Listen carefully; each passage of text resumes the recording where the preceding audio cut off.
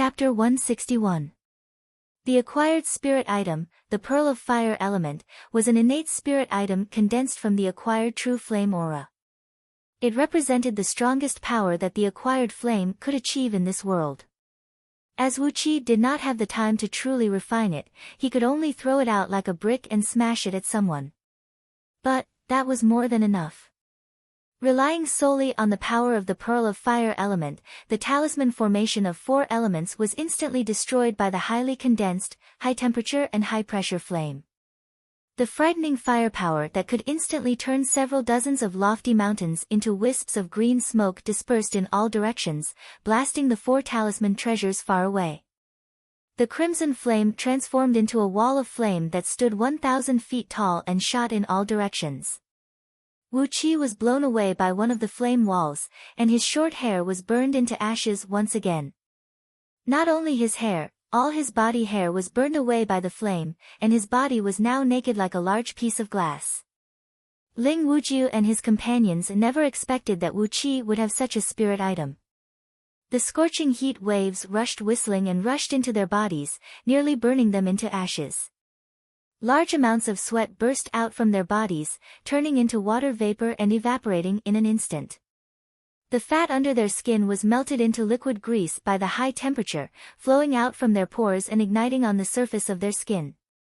Their hair and fingernails were scorched and twisted by the high temperature, and their bodies began to soften and collapse like candles. The severe pain from the scorching flame made Ling Wujiu and his companions howl miserably. But they did not have any way to fight back. Apart from drawing all kinds of talismans that could be used to kill people, the talisman masters of Heavenly Spirit sect had their strongest weapon, which was also their only magical item, the talisman treasure. The mystic cultivation technique of Celestial Spirit sect was to use the technique of forging talisman treasures to transform one's gold core into a collection of talisman symbols.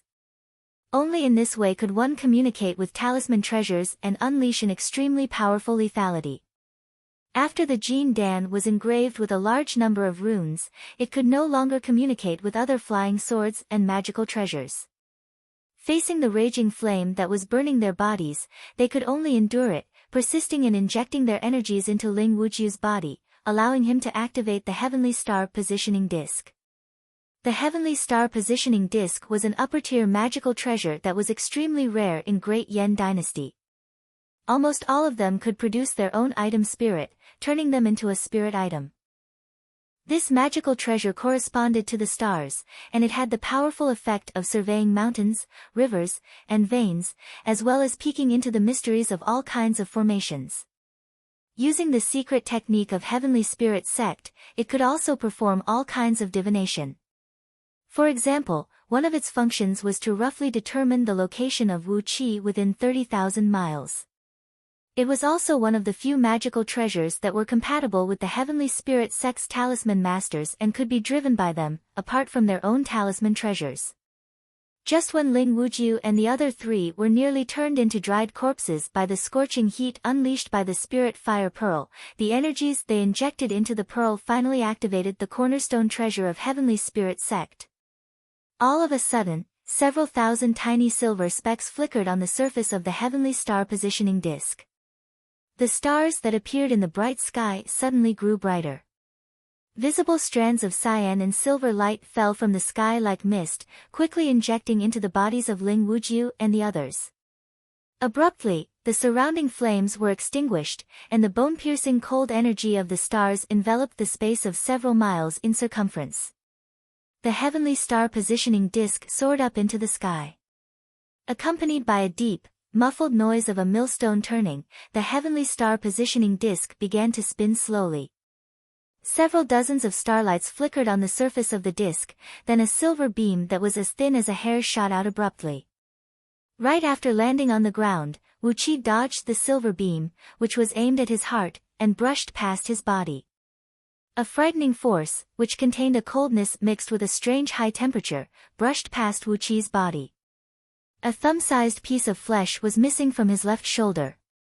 The wound was so clean that it could be used as a mirror, without even a single drop of blood. This was the 6-9 Spirit Star's destructive beam unleashed by the Heavenly Star Positioning Disc. This destructive beam was mixed with the energy of the stars, and combined with the innate magnetic force that came from the ninth heaven that could innately wipe out all life force, it possessed the power to destroy everything. Just now, that thin beam of silver beam was nearly as powerful as a full-force attack launched by an earth immortal of nascent soul realm, wielding a middle-grade magical treasure, and possessed the power to kill an earth immortal of nascent soul realm. Fortunately, Wu Qi had a strong fleshly body, and his reaction speed was extremely fast. Once his body landed on the ground, he immediately leaped up and avoided the attack of the silver beam. Otherwise, if the beam had hit his heart, he would have been dead.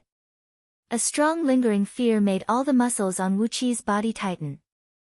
Just now, his lower abdomen trembled, and he nearly made a fool out of himself. That silver beam had almost killed him. It was just a little bit more, and it would have killed him. Wu Qi let out a furious roar. His eyes shone with a five-colored gleam, and without hesitation, he cried out, "Go!" Immediately after that, the silver lotus flower shot out from the spirit fire pearl slowly opened up, shrouded in a faint five-colored glow, and transformed into a magnificent lotus flower with a circumference of several hundred feet, shielding right in front of the heavenly star positioning disc. 13 beams of destructive light from the spirit fire pearl hit the silver lotus flower in a row, causing the lotus flower to flicker and flicker. Deep, muffled thunderclaps kept ringing out, yet none of them could break the defense on the surface of the silver lotus flower. 360 grand white spatial breaching pearls of innate energies shot out with a loud whistling noise, and in just a blink of an eye, they had teleported into the bodies of Ling Wujiu and his companions. The high-frequency vibrating spatial breaching pearls pierced through their bodies, and in an instant, completely destroyed their corporeal bodies. Ling Wujiu let out a miserable howl. His Jin Dan shot up into the sky in a beam of bright light, reaching an altitude of 1,000 feet, and fled towards the outside of Meng Mountains. As a Jin Dan cultivator, his soul had completely fused with his Jin Dan.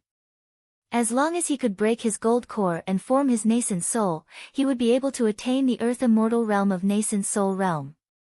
Therefore, as a Jin Dan cultivator, even if his corporeal body was destroyed, he still had the ability to escape. As long as Jin Dan could escape and find a suitable body to possess within 7 days, he would be able to restore his Dharma body, and his cultivation base would not drop too much. But, how could Wu Qi allow Ling Wujiu to escape? From the pistil of the silver lotus sprayed out countless five-colored light threads, which tightly bound all 4 Jin Dan, including Ling Wujiu, and pulled them down from the ground, imprisoning them inside the silver lotus. The heavenly star positioning disc, which had just unleashed 14 destructive light beams from the 6-9 spirit stars, dimmed down and fell slowly to the ground. Although this upper-grade magical treasure was very powerful, and had the power to kill an earth immortal of nascent soul realm, it also consumed an astronomical amount of energy.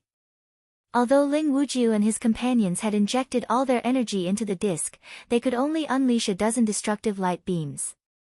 Apart from causing Wu Qi to lose a small piece of his flesh, they did not cause any real harm to him.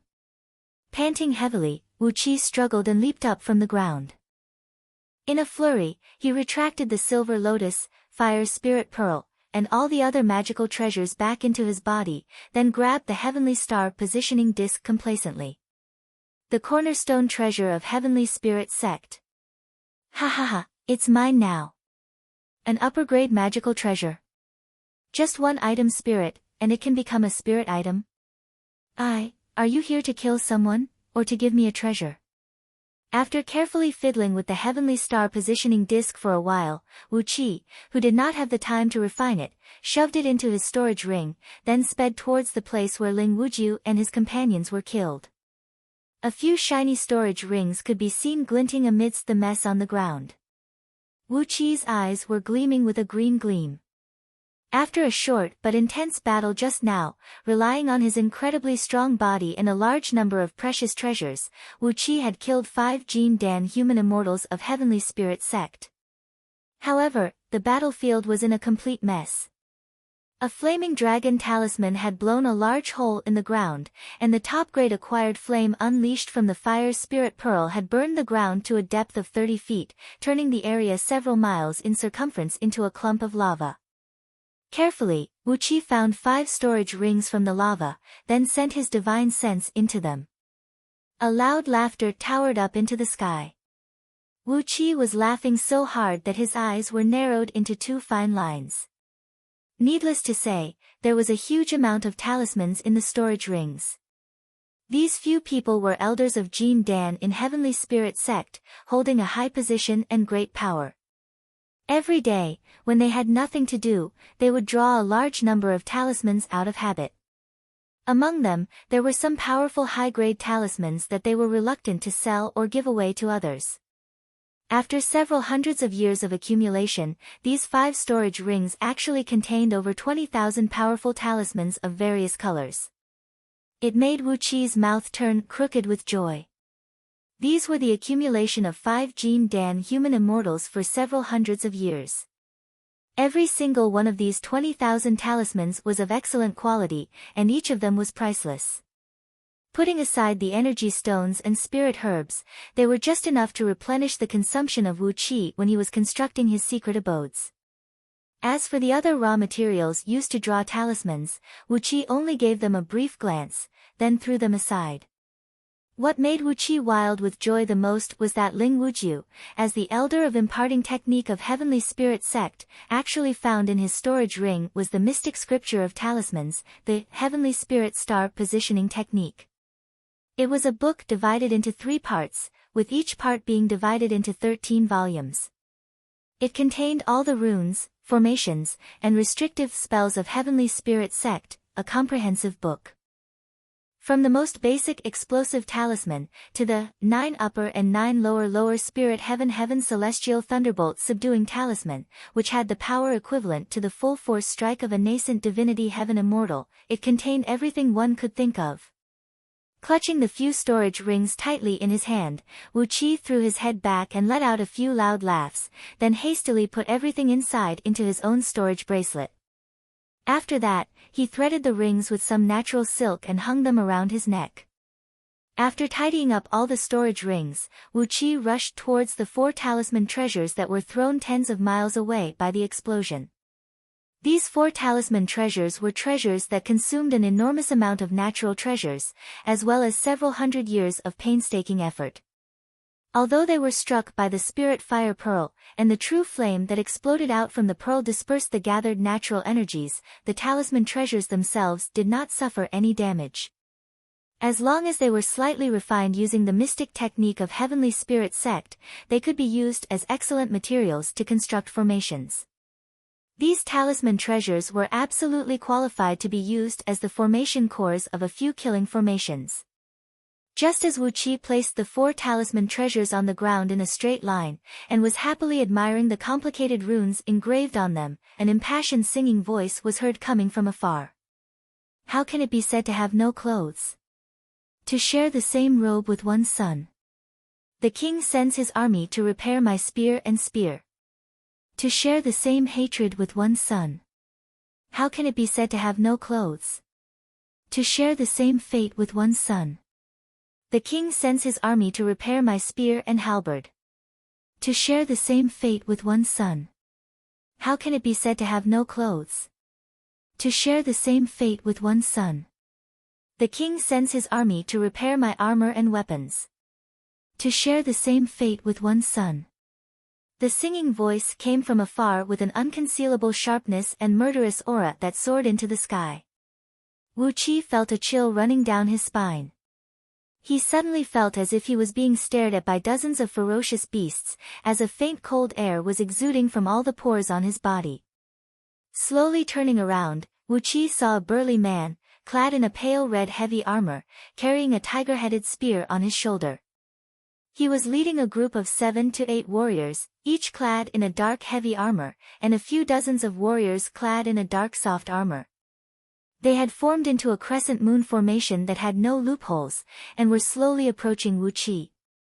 These warriors walked towards Wu Qi as if they were on a spring outing, as if nothing had happened, and they were even singing. However, their gray and emotionless eyes were locked onto Wu Qi's body.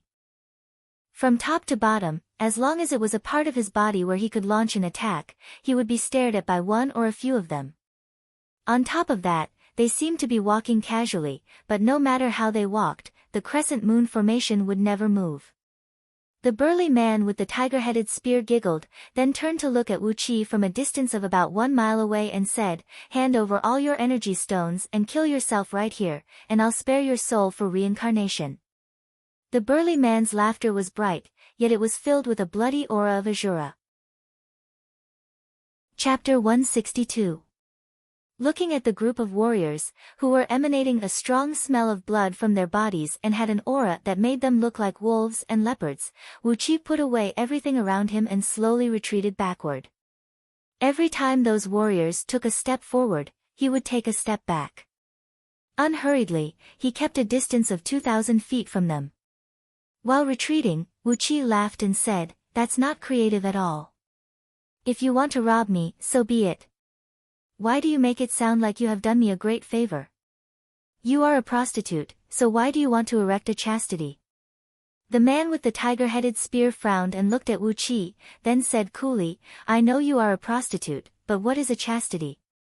The memory of Lu Xiaobai in Wu Qi's soul suddenly flickered. He said happily, "So you don't know the meaning of this sentence? You are just an uncultured, boorish fellow."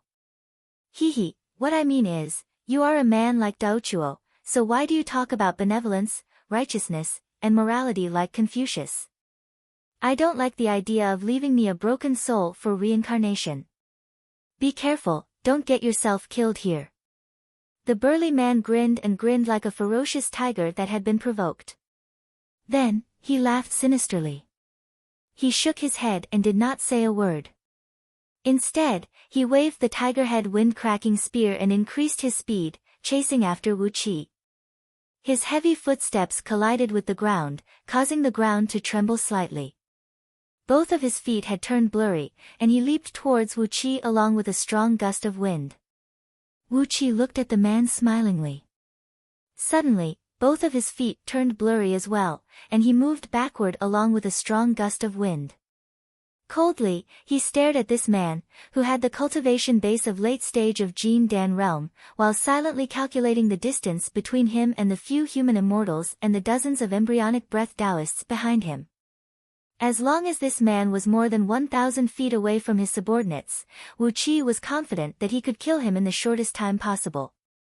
The few Jin Dan human immortals behind the burly man had vaguely linked up with the Xiantian Daoist masters behind them, forming a military killing formation.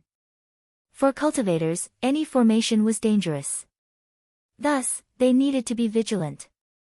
Wu Qi would not risk being surrounded by the crescent moon killing array to kill this man. Even if he was confident that he could kill everyone in front of him with the least amount of effort, there was no need for him to take unnecessary risks. The two of them, one chasing and the other fleeing, ran for 3 miles in an instant. After running for 3 miles, Wu Qi's upper body didn't move at all. He faced the man who was chasing after him with a sinister sneer on his face. The burly man's expression became more and more ferocious. The muscles on his face tightened and his eyes turned red as if they were about to bleed. All of a sudden, the distance between the burly man and his subordinates was already 1,000 feet, out of the range of the crescent moon killing array. Wu Qi let out a long and sonorous cry. Suddenly, the sword of greedy wolf shot out from his mouth, transforming into 3 large wooden stakes, each about 10 feet long and 2 feet thick, and shrouded in a strong green wind, thrusting towards the burly man's head. 7 wolf heads could be vaguely seen on both sides of the wooden stakes. As long as the burly man revealed even the slightest mistake, they would be able to seize the opportunity and kill him, seizing his blood essence and life force. The burly man let out a wild laugh. Abruptly, the tiger-headed spear let out a deep, deep whistling noise.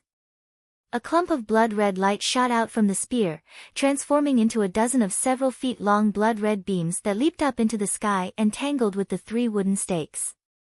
The tiger-headed spear transformed into a 30 feet long, blood-red tiger, roaring and fighting fiercely with the 7 wolf heads.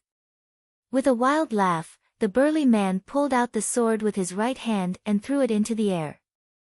The sword transformed into a 10 feet long blood-red beam and hacked down towards Wu Qi's head. After that, he curled up his body and leaped forward, spreading his arms and grabbing towards Wu Qi. Wu Qi let out a loud laugh.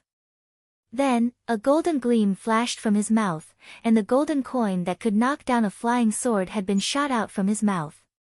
It transformed into a huge golden coin the size of a water tank, thrusting towards the blood-red beam above his head. A misty gleam shot out from the eye of the golden coin, quickly slicing off the blood-red beam on the flying sword, revealing the true form of the flying sword. In just a blink of an eye, the flying sword was sliced off by the golden coin and fell to the ground, bouncing and bouncing like a living creature. While laughing joyfully, Wu Qi stared at the burly man and cried out, "Come, let's have a contest of strength." Then, he shook his arms, exerting a divine strength of several tens of thousands of kilograms with his indestructible aura, thrusting towards the approaching fists of the burly man.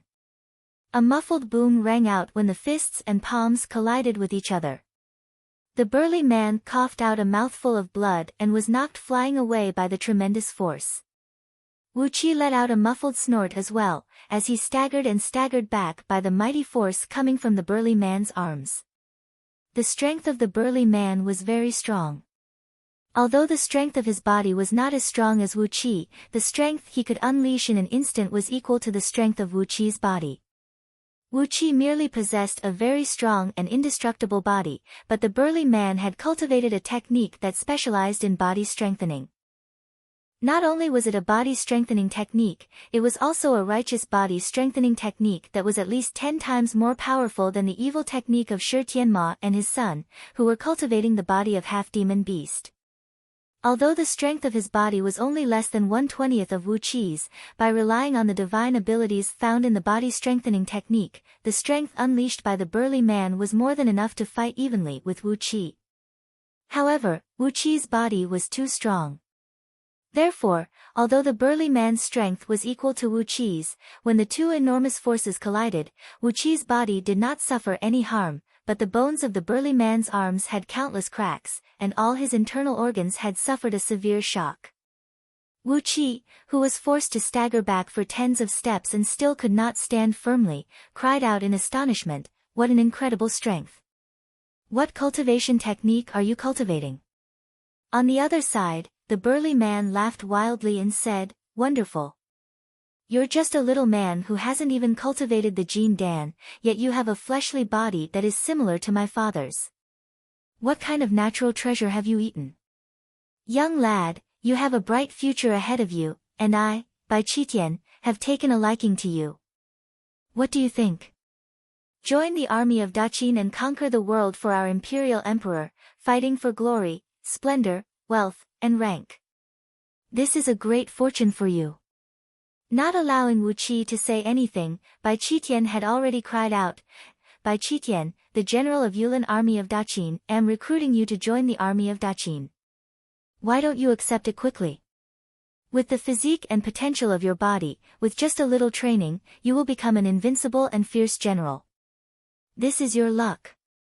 Wu Qi, who was staggering backward, nearly tripped on a rock and fell flat on his face. "The general of Yulin army of Daqin, Bai Qitian?" Wu Qi cried out in shock, "Bai Qitian, who is your father? With such a big tone, what is the benefit of joining the army of Daqin?"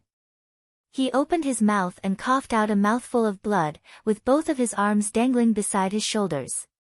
Bai Qitian gave Wu Qi a deep look, and with a joyful expression, he let out a loud laugh and said, "My father is the Prince of Wuan of Great Qin Dynasty, the Commander-in-Chief of Military Forces, Bai Qi. Father is thirsty for talent, and he likes young heroes the most. Someone like you, who doesn't know a thing about cultivation, but has frighteningly good luck, joining the army of Daqin is the best." The Prince of Wuan of Daqin, the Governor-General of the army, Bai Qi. Wu Qi's heart and lungs were trembling.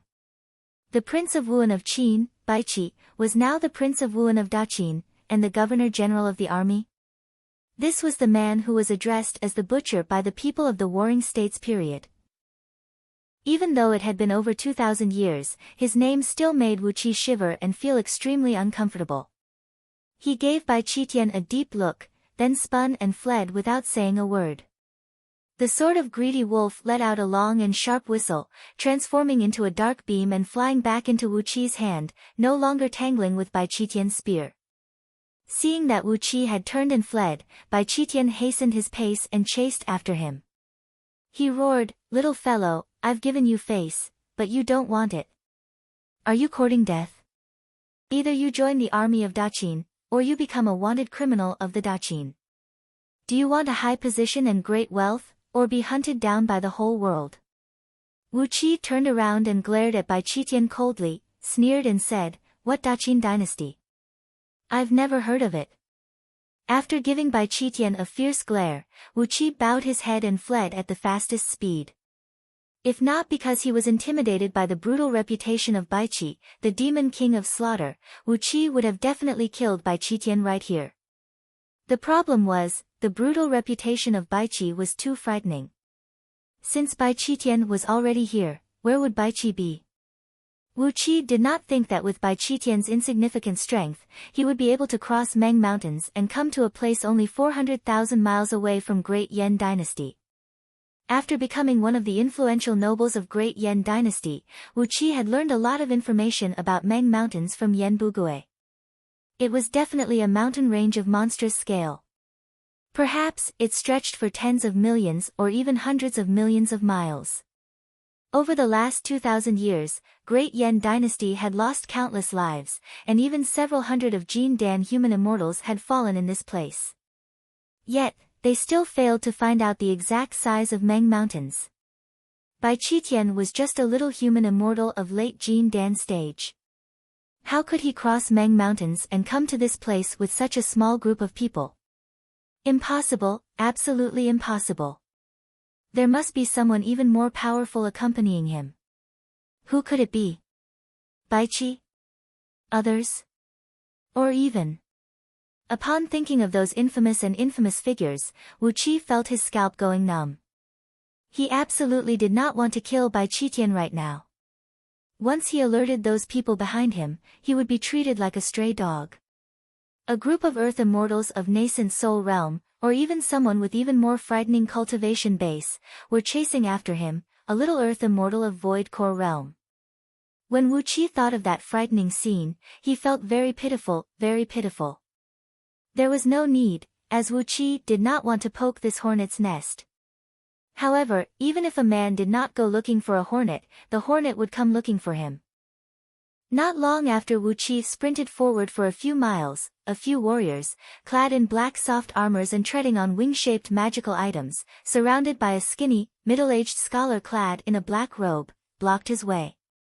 Almost instinctively, Wu Qi stopped running, fixing his eyes at the middle-aged scholar, who had a skinny face, dark skin, and a pair of deep sunken eyes.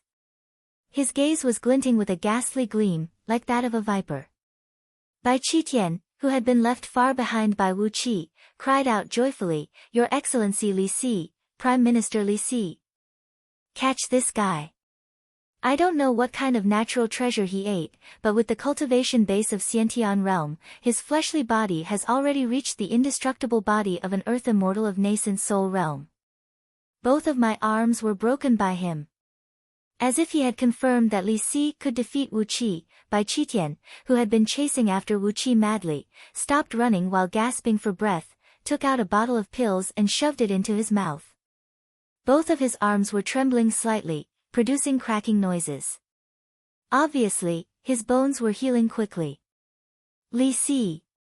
Wu Qi looked at the middle-aged scholar, who had his hands tucked under his sleeves and stood motionless like a great mountain. He cupped his fist, bowed and said hoarsely, "Senior, please make way for me. I don't want to have a falling out with all of you, so please don't push me too far."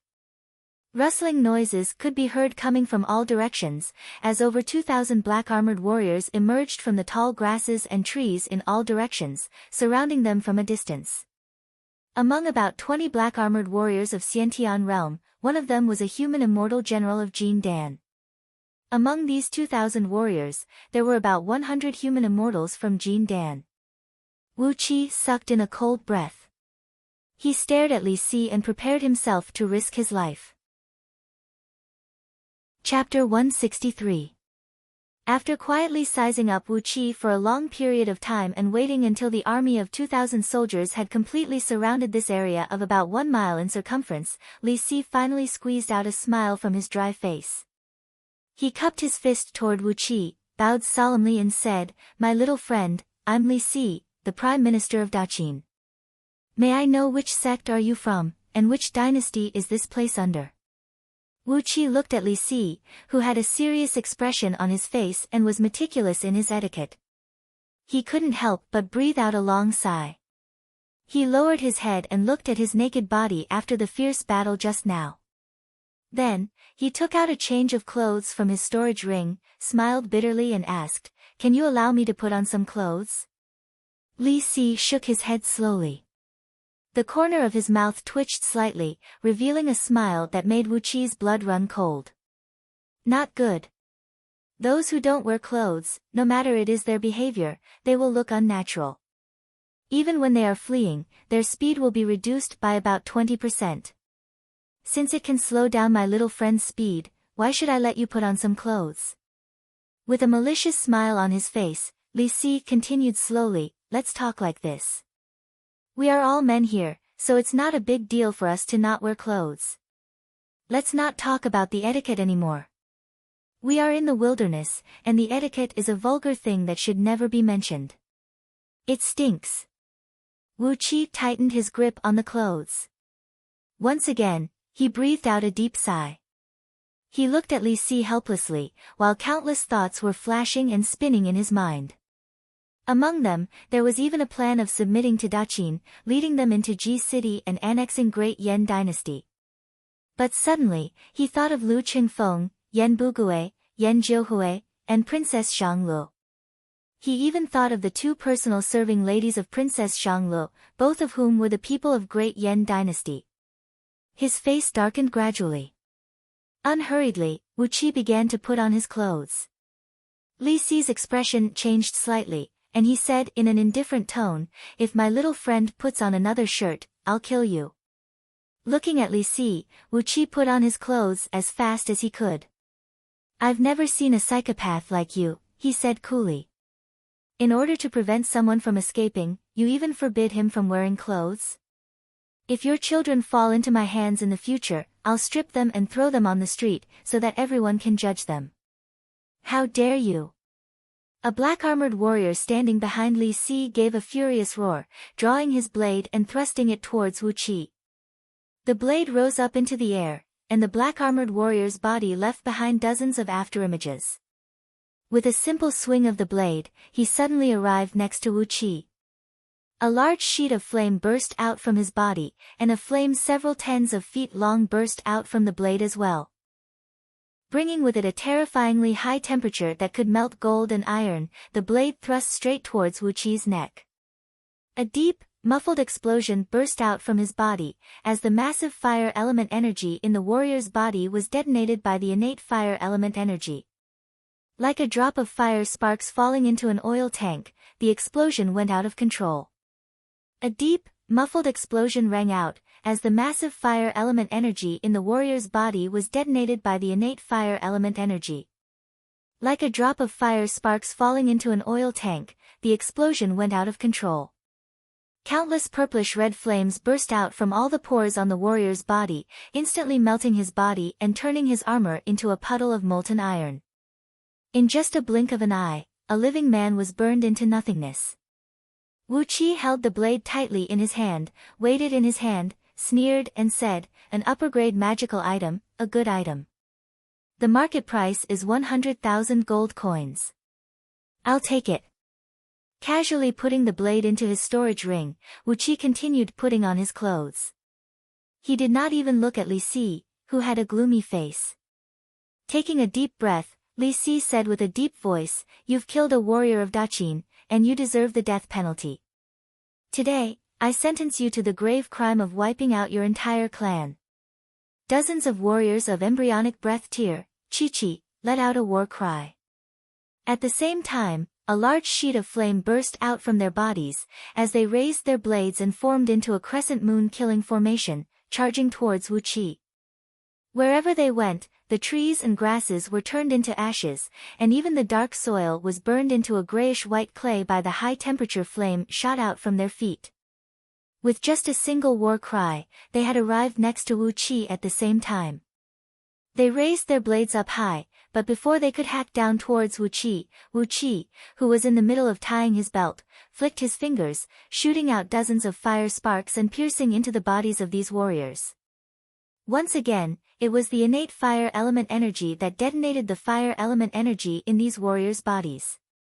As they were proficient in fire element cultivation techniques, there was no way they could control the pure and brutal innate energy that contained a tiny bit of the natural law. Their innate energies quickly burst out like a bomb. Dozens of torches were set ablaze, and a purple-red flame burst out from the bodies of these warriors, turning their bodies and armors into nothingness at the same time. With a wave of his sleeve, Wu Qi threw the dozens of blades into his storage ring. He looked at Li Si, sneered, and said, "Thank you, thank you. Another few million gold coins. May I ask you, are you here to kill, or to give me gifts?" Li Si stared blankly at Wu Qi. His brows were twitching, and no one knew what he was thinking. Bai Qitian, who had just healed the wounds on his arms, cursed furiously, "What an audacious young man. I thought you were a talented man, and that's why I wanted to recruit you. But not only did you fail to appreciate my kindness, you even dared to kill my men. You deserve 1,000 deaths. Somebody, capture him alive, and torture him carefully." 20 early-stage Jin Dan captains left the troop and formed 2 small crescent-killing formations, pressing towards Wu Qi from left and right. 20 long swords transformed into 10-feet-long beams of light and wheeled above their heads. Loud and clear noises kept coming out from the bodies of these early-stage Jin Dan captains. Obviously, they had been cultivating with a special body-strengthening technique, and were concentrating on controlling the energy in their bodies. Seeing that these captains were about to fight Wu Qi, Li Si suddenly cried out in a low voice, "Stop! Let me talk to him." Those captains turned a deaf ear to Li Si's words, and kept approaching Wu Qi. Bai Qitian raised his head abruptly and stared at Li Si. With a pair of bloodshot eyes, he said with a deep voice, "Prime Minister, I've been rude. This man killed my men, and I can't let him go. Once I capture him alive, I'll let you talk to him." Li Si gave Bai Qitian an indifferent look. Indifferently, he rolled up his arms and said, "Fine." Grinning coldly, Li Si brought a dozen men, who were clad in the same black robe and dressed like scholars, and slowly retreated several hundred feet back. Bai Qitian's eyes narrowed, then he stared at Wu Qi and cried out, "Crescent, kill." 20 sword beams fell from the sky with a shrill whistling noise. Although they seemed to be messy, but in fact, they were in perfect order, hacking towards the meridians and joints of Wu Qi's hands and feet. If he was hit by the sword beams here, Wu Qi would only lose the ability to move, but his life would not be in danger. Clearly, Bai Qitian's order to capture Wu Qi alive had been carried out perfectly by his subordinates. Meanwhile, the 20 Jin Dan captains, who were human immortals, leaped towards Wu Qi with deep, muffled whistles of wind breaking. After retreating several hundred feet back, Li Si suddenly cried out, "General Cheiji, have you forgotten? The Dharma body of an earth immortal is not something they can break." Before his words could fade away, miserable howls had already been heard. A 5-colored gleam flickered in Wu Qi's eyes, as he let the 20 sword beams fall viciously on his body. After that, the sword of greedy wolf let out a sonorous howl of a wolf, transforming into a cold beam that looked like a dark water wave and was dripping with water vapor, sweeping towards those captains. The sword beams let out a shrill cry, as they brought up a large number of sparks on Wu Qi's body before being knocked flying away by a tremendous force. Although these Jin Dan captains had cultivated the technique of body tempering, their bodies were still cut into halves by the sword beams, and they died on the spot. Casually, Wu Qi grabbed 20 thumb-sized Jin Dan weapons, which had yet to completely solidify, and were mixed with a faint golden gleam, in his hand. While laughing wildly, he forcefully kept the flying swords and armors of these captains into his storage ring. After that, a beam of yellow light burst out from the surface of his body as he plunged into the ground. Bai Qitian was caught unprepared by the tragic death of his elite captains. He stared blankly at the 40 pieces of corpses on the ground, then suddenly roared furiously, "Damn it! The Dharma body of an earth immortal. Even if a human immortal of Jin Dan wields a lower-grade magical treasure, he could never hurt it. This bastard!" With a wild killing intent, Bai Qitian let out a loud roar and charged towards Wu Qi, thrusting the tiger-headed spear towards Wu Qi's chest while letting out a violent tiger roar. Wu Qi had exercised the escape art of earth, and half of his body had sunk into the ground. He stared coldly at Bai Qitian, who was leaping towards him. He fished out 3 purple gold talismans from his storage ring and gave Bai Qitian a strange smile. Casually activating the talismans, Wu Qi pointed the talismans at Bai Qitian, then plunged half of his body into the ground. All of a sudden, the 3 golden-purple talismans were set ablaze. A clump of dark cloud appeared out of nowhere in the sky. Accompanied by a deafening rumble, 18 golden thunderbolts, each as thick as a water bucket, came whistling down from the sky, bringing with them an aura of annihilation that seemed to be able to destroy everything. These were the 3 night golden thunder talismans, crafted by a human immortal talisman master from Heavenly Spirit sect. The power of each thunderbolt was equal to a full-force strike unleashed by a middle-stage Jin Dan cultivator. With 18 thunderbolts smashing down at the same time, even a late-stage Jin Dan human immortal with the protection of a magical treasure would not be able to withstand it. 18 thunderbolts struck Bai Qitian squarely on his head. The explosion charred his skin and made him look like a scarecrow blown by a strong gust of wind. He was thrown several hundred feet away like a scarecrow, howling and howling as he lay on the ground, unable to move even a little bit. Wu Qi let out a long cry, turned his head over his shoulder and gave Li Si a few provocative laughs. Apart from his head, his entire body had sunk into the ground. It was at this moment that Li Si struck. Slowly, he fished out a jade-colored scroll that was enshrouded in a golden glow and purple mist. Slowly, he unfolded it, then pulled out a writing brush made from some unknown material, which had a purple-gold handle and a faint golden gleam. Casually, he wrote a character, "Mountain," on the scroll. With a casual flick of his hand, the character, which had just taken shape, flew out from the scroll. "Dharma word, mountain, suppressing heaven and earth," cried Li Si. Following his cry, the natural energies within an area of 100 miles in circumference suddenly began to stir, while countless strands of Earth Yuanling energy began to rapidly gather in his direction. In just a fraction of a second, a mountaintop, over 100 feet tall and over 1,000 feet in circumference, suddenly appeared above Wu Qi's head. A heavy and suffocating pressure came pressing down from afar, making Wu Qi's body sink, and his movement become a few times slower. Accompanied by a muffled swooshing noise, the mountaintop fell down from the sky, pressing down viciously towards Wu Qi's head. Looking at the mountaintop that was pressing down from above, Wu Qi gave a shrill cry with fear. Disregarding everything else, he exerted all the innate earth energy in his earth meridians and exercised the innate earth escape art with all his might, transforming his body into a stream of yellow earth energy and plunging into the ground. Rumble. A loud boom rang out. Right after Wu Qi plunged into the ground, the mountaintop smashed right on the spot where he was just a moment ago. The ground shook violently, and over 2,000 Qin soldiers in the surroundings were thrown off their feet, while those with slightly weaker cultivation base fell to the ground while coughing blood. Chapter 164. When Wu Qi was less than 100 feet into the ground, a tremendous force came smashing down on his head. His indestructible body, which was a few times stronger than that of an earth immortal of nascent soul realm, could only resist for a fraction of a second before he was nearly crushed by the tremendous force. Cracking noises could be heard coming from all over Wu Qi's body, and he was nearly crushed.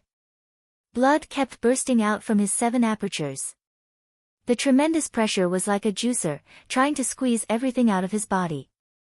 Wu Qi could still withstand the pressure of a small mountain. After all, Earth immortals of nascent soul realm had the divine ability to carry mountains and oceans. However, this mountain was not only extremely heavy, it also contained an enormous magnetic force of acquired Earth. This magnetic force had absorbed the soil within a circumference of 100 miles, connecting all the underground energy veins into one, and formed a tremendous force that pressed down on Wu Qi.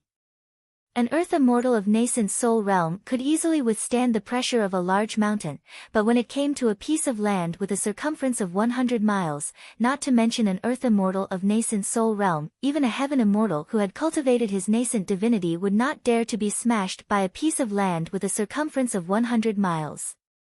The terrible weight of millions of tons could crush any ordinary immortal into pieces. Wu Qi coughed out 3 mouthfuls of blood. Abruptly, the silver lotus, which had a vague connection with his mind, shot out from between his brows, unleashing a large sheet of lotus petal-shaped light that enveloped Wu Qi's body, firmly protecting him within the stamen of the lotus. No matter how the tremendous force came crashing down from all directions, the silver lotus remained unmoved. Following Wu Qi's will, it brought Wu Qi's body and slowly sank into the ground. After absorbing the innate energies of 5 elements found in Wu Qi's energy veins, the silver lotus, which was originally a pure metal element, had gradually taken on a hint of innate energies of 5 elements. Therefore, it was able to use the earth escape technique to slowly sink into the ground. Earth yellow light visible to the naked eyes was swirling rapidly in all directions, as if several dozens of Yangtze and Yellow rivers were rushing back and forth under the ground. A tremendous force of earth energy swept across an area of 100 miles in circumference. If Wu Qi's fleshly body was still in this land, it would have been crushed into the tiniest soil particles. The scroll and brush in Li Si's hands were unknown to him, and he didn't know what kind of secret technique he used. It was just a casual word, a sentence, but it had almost killed Wu Qi on the spot. Panting and coughing out mouthful after mouthful of blood, Wu Qi lay on the silver lotus with his eyes wide open. He raised his head and stared at the ground, which looked as if a Category 12 typhoon had just broken out, and cried out harshly, "Li Si, there is no enmity between us, but you've killed me so brutally. I will not stop until one of us is dead. So what if you are Li Si? So what if you are the Prime Minister of Daqin? So what if your cultivation is higher than mine? Didn't you also have 3 of your clans slaughtered by someone back then?" A valiant aura rose from the bottom of his heart, and the will to fight that belonged to Wu Wang rushed straight into Wu Qi's spiritual ocean. He leaped up and roared furiously, "Li Si, I'm going to kill you. Ha, ha, just you wait, I'm going to teach you a good lesson." Panting and gasping, Wu Qi sat down on the silver lotus. For a moment, countless vicious and vengeful methods popped up in Wu Qi's mind. Wu Qi couldn't help but admire Lu Xiaobai, whose soul had fused with his own. How could she come up with so many vicious strategies? Wu Qi would never admit that some of these strategies were created by himself. It must be a strategy that only a heartless person like Lu Xiaobai could come up with. Gnashing his teeth, Wu Qi took out a healing pill and shoved it into his mouth, hastily treating the injuries on his body. After that, Wu Qi took out the 20 early-stage Jin Dan pills he had collected just now and threw them into his mouth. The quality of these Jin Dan pills was not high, and the amount of innate nectar in Jin Dan was very small. Therefore, all 10 false cores of Wu Qi could barely light up a little bit. On the contrary, the acquired innate energy of 5 elements, which he cultivated using the qi circulating technique of 5 elements in his main meridians, had shrunk to a degree that was a few times more flexible and dense than mercury. The innate energy in his meridians, which looked like a tangible substance, was rolling and rolling along with the sound of waves. Riding on the silver lotus, Wu Qi descended 100 miles, then flew away in a slanted direction. When he was at a distance of 100 miles, he let the silver lotus shield him and carefully crawled out from the ground. He chose a dark and dense forest and came out from it. With a gloomy face, Wu Qi retracted the silver lotus back into his spiritual ocean and took off all his clothes. From his storage ring, he fished out a set of dark green soft armor, which was commonly worn by secret agents of scouting office when they were out in the wild. Although the soft armor looked inconspicuous, it was actually a magical item of good quality.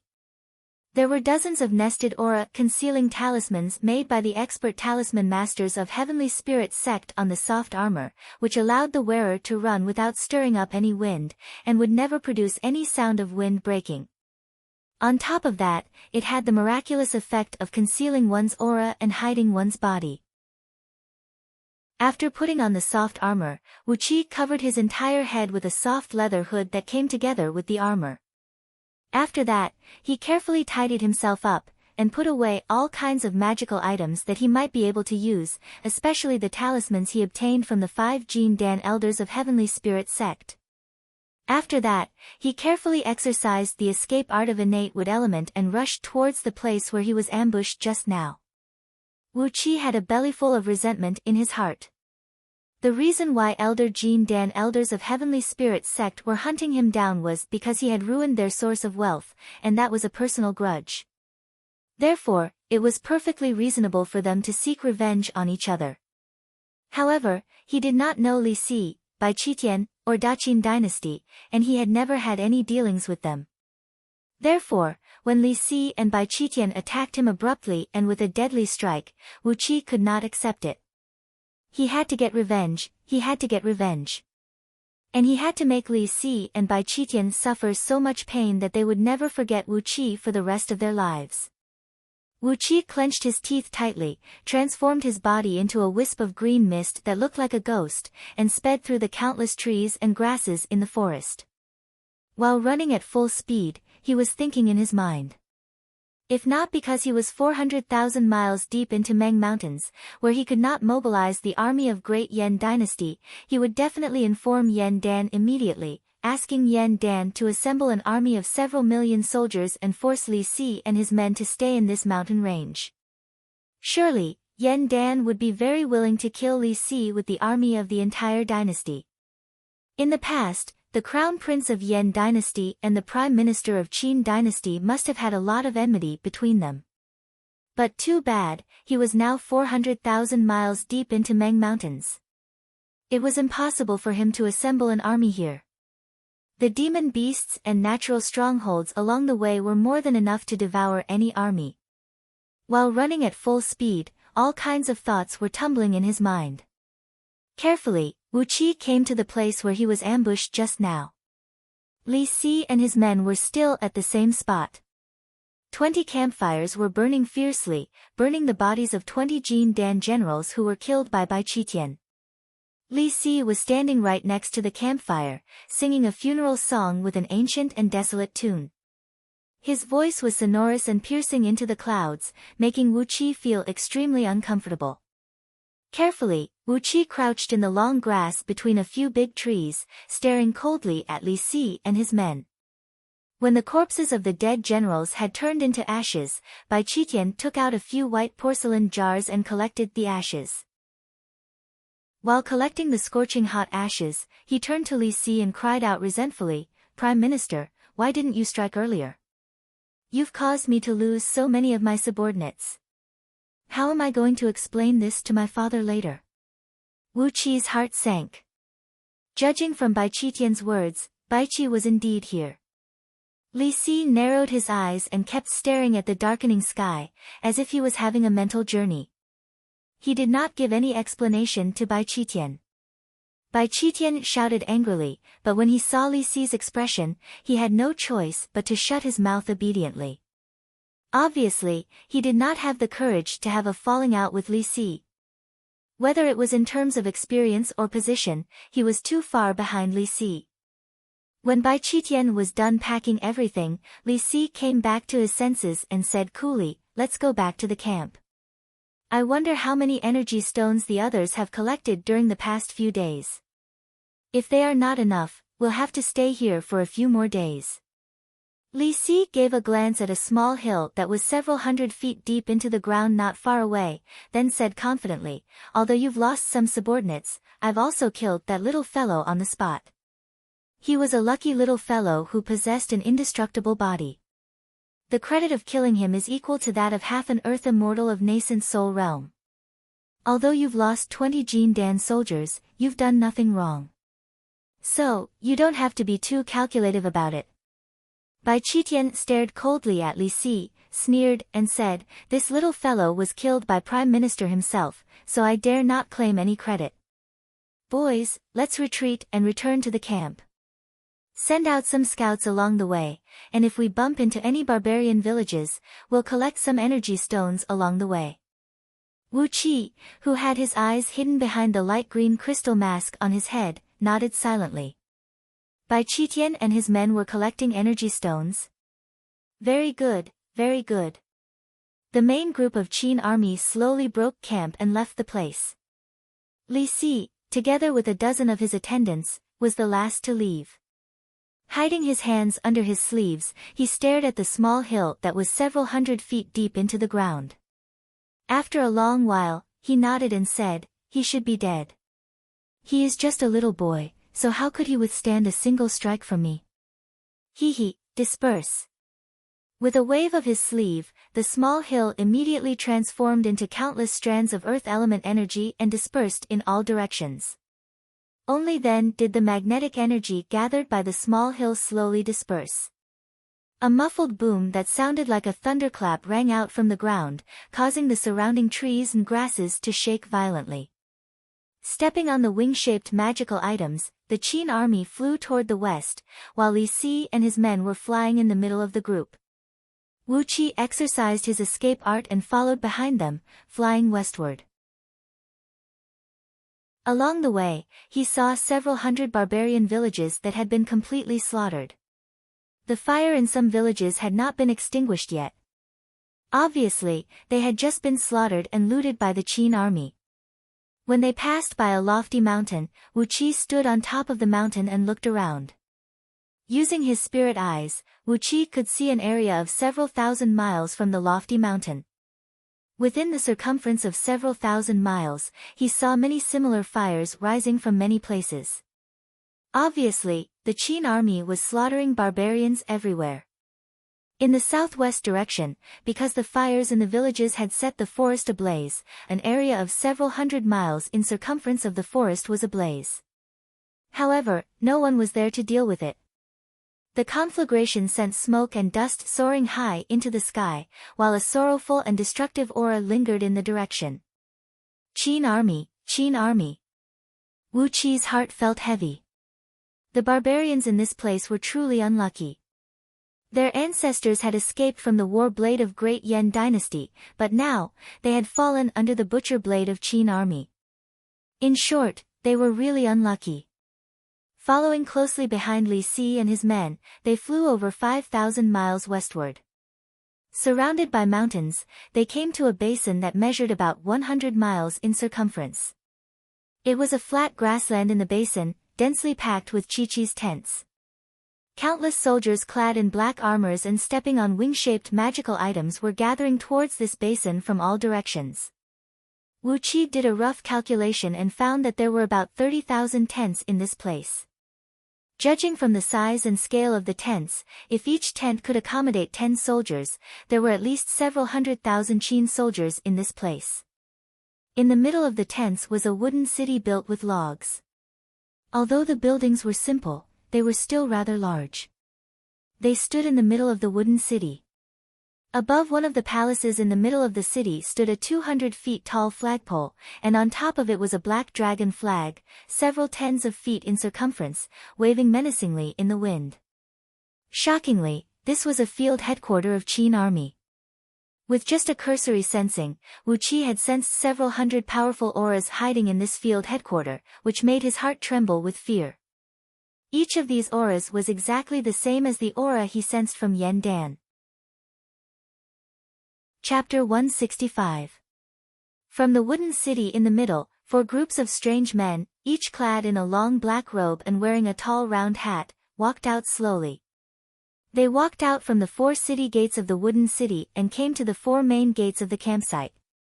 A deep and powerful incantation was heard. Along with the incantation, the natural energies in the basin began to fluctuate chaotically. Through Wu Qi's spirit eyes, he could see the natural energies were disturbed into tiny energy molecules, mixing together in a messy manner like a pot of porridge that kept boiling. The ground was covered with long grass, and as Wu Qi possessed the escape art of innate wood element, he was like a fish in the water, sneaking into the campsite without alerting anyone. There was a mystic technique in Scroll of Stealing that allowed one to avoid these primordial runes. As the black-robed men who deployed these defensive mechanisms did not have a profound cultivation of primordial runes, Wu Qi was able to easily avoid several dozens of defensive mechanisms and sneak into the campsite. In this grand hall, they were just lowly serving ladies. Deep in the mountain, the sky turned dark quickly. Wu Qi was standing on top of a lofty mountain on the eastern side of the basin, looking at the distant horizon. The setting sun had not yet set, but the basin in front of him was already covered by the curtain of night. Torches were lit up everywhere, and a large group of soldiers were patrolling the campsite in a neat formation, guarding it so tightly that not even a drop of water could trickle through.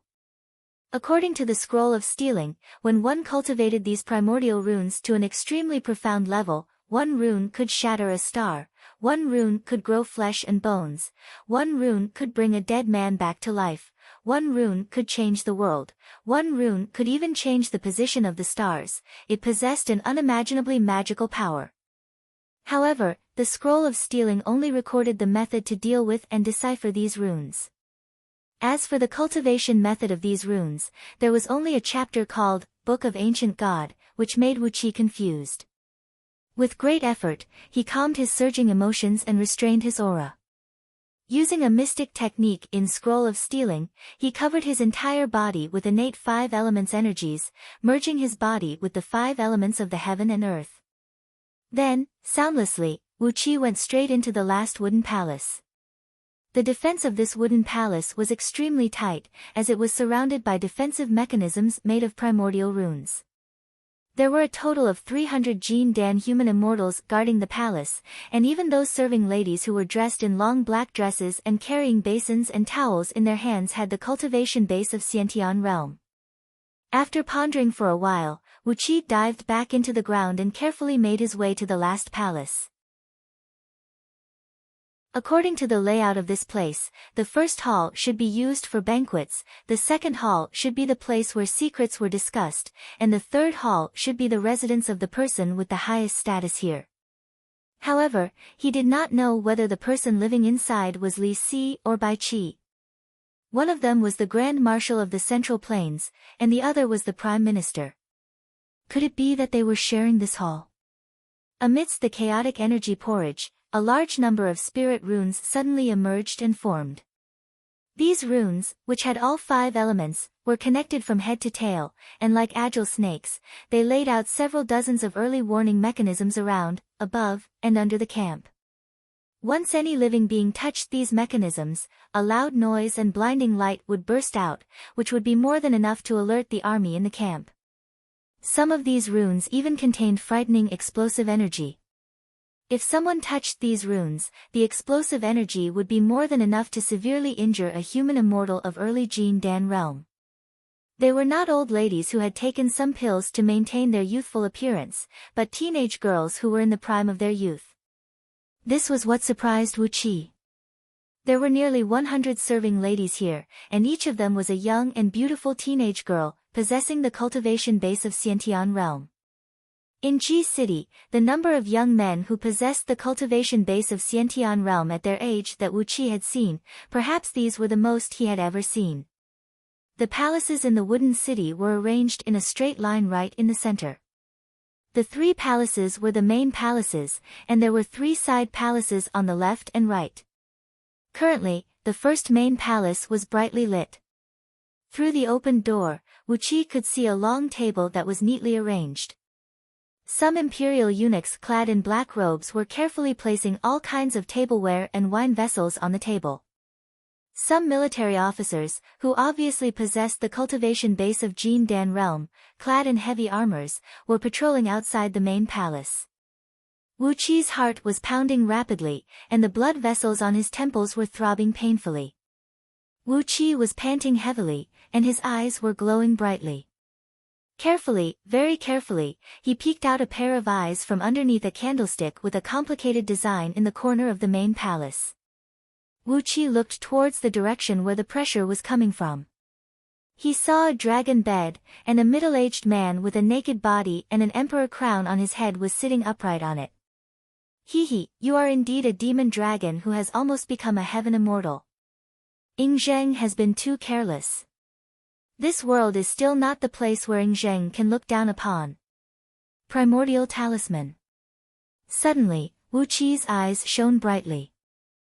Needless to say, the Book of Ancient God was an extremely precious scripture.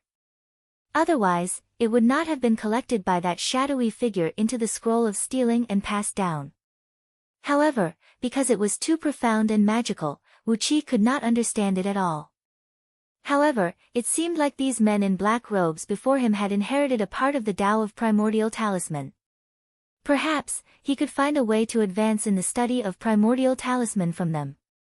A few serving ladies were soaking white silk handkerchiefs in hot water, wiping away the dirty blood that flowed out from the man's wounds. Obviously, he was exercising a mystic technique to heal himself. He gave a few loud laughs, then clenched his teeth and roared furiously, but sooner or later, this world will be under Ing Zheng's control. That demon dragon, I sentence him to have his entire clan executed, and all his clan members executed. However, for an elite army like the Qin army, it would not be a hindrance to them even if they did not have any rations or weapons in this forest that was rich in natural resources. There were no livestock sheds in the military camp, and all the soldiers had to fly in the sky with the help of those wing-shaped magical items. It was unnecessary for them to ride on their mounts in the forest. Therefore, if Wu Qi wanted to burn down the livestock sheds and cause a commotion, there was nothing he could do. The Book of Ancient God had a total of 36,000 words, and each of them was ancient and simple, emanating an aura that came from a long time ago. Each of the 36,000 words contained a profound principle of the heaven and earth, and possessed an incredible power. However, the shadowy figure who passed the scroll of stealing to Wu Qi had only focused on teaching him the main cultivation techniques, such as the 7 foundation establishment technique. As for those precious scriptures like the Book of Ancient God, which were obviously stolen by the shadowy figure, he had mentioned them, but he did not give any detailed explanation, nor did he give any cultivation advice to Wu Qi. It looked like a banquet was going to be held here later, and presumably, all the higher-ups of Qin army in this field headquarter would be attending the banquet. The Qin army headquarter measured several dozens of miles in both width and length, and was surrounded by a ring of mud walls, fences, traps, and trenches. Tens of layers of complicated fortifications had tightly encircled the entire field headquarter. Between the mud walls, fences, and trenches were several hundred watchtowers. Elite soldiers were stationed on top of these watchtowers, and ballistae and other weapons with powerful destructive force were deployed on top of these watchtowers. Although it was a field headquarter, the defensive strength of this barracks, together with those defensive runes, might not be any weaker than the defense of Ji City. A dragon roar was heard coming from Ing Zheng's body, as a clump of dark water vapor soared up into the sky. Amidst the water vapor were the shadows of 8 flood dragons and a horned serpent, wriggling crazily. A tremendous pressure that felt like it was a real substance came rushing at Wu Qi's face. It was as if he was punched in the face, and when the pressure struck his eyes, it gave him a severe pain and nearly caused tears to flow out from his eyes. Following that, a dozen serving ladies, who were carrying buckets made of pure gold, silver trays, and soft white silk handkerchiefs, walked into the hall. Wu Qi, who was hiding a few feet under the ground, immediately sensed a tremendous, vast, and endless pressure pressing down on his head. Carefully, Wu Qi poked his head out from behind a pillar and gave these serving ladies a glance. Who was the emperor of Daqin dynasty? Who should it be? Who could it be? The wound had nearly pierced through the chest of the middle-aged man, from his chest to his back. A few places on his body were pierced through, and light could be seen from the front to the back. From the wound, it looked like the claw of some huge beast had brutally scratched him. Vaguely, there was still a sticky demonic energy that one could see with naked eyes, and it was crazily corroding the man's body. Wu Qi did not pay any attention to the man's face. He just stared at the huge and ferocious wound on his chest with great shock. Wu Qi stared at these black-robed men with great astonishment. In Scroll of Stealing, there was a description about this method of stirring the natural energies and condensing them into restrictive runes out of thin air. It was a Tao of talisman that was completely different from the orthodox Qi refining cultivators. It was a system of Tao of talisman that was even more ancient than that of Qi refining cultivators, a system of primordial talisman that pointed directly to the Tao of using the natural energies. After a full 15 minutes, the man suddenly opened his mouth and spat out a mouthful of dark blood. After that, he coughed violently and laughed out loud. Taking the opportunity when the soldiers were lining up and having their meals, and the sentries were changing shifts, it was inevitable that the campsite would become a little chaotic, and the vigilance would inevitably be weakened. Wu Qi's body had completely transformed into a clump of hazy green mist, moving along countless long grasses, and deftly sneaking into the campsite of Qin army. Shaking his head helplessly, Wu Qi secretly cursed the people who had made the Qin army so tightly organized, without leaving any loopholes for him to exploit. Then, he carefully sneaked into the wooden city located right in the center. After the time it took to finish a pot of tea, Wu Qi came to the edge of the wooden city, which measured about 1 mile in both width and length. He came out from a remote corner of a wooden palace. He found nothing in the campsite. Apart from the barracks of soldiers, there were only the kitchen and toilets. Wu Qi roughly understood what was going on. In this place, most likely, all the provisions and armaments were carried by those powerful cultivators using storage magical treasures. Therefore, no matter what ideas Wu Qi had in mind, it was impossible for him to do anything to those provisions and armaments. Unless he could find those cultivators who were carrying the provisions and armaments, and steal their storage magical treasures. The pressure was not purposely unleashed at Wu Qi. Instead, it filled the entire hall at all times and in all directions. It was like a small sun. Without any deliberate effort, its light and heat would naturally radiate in all directions.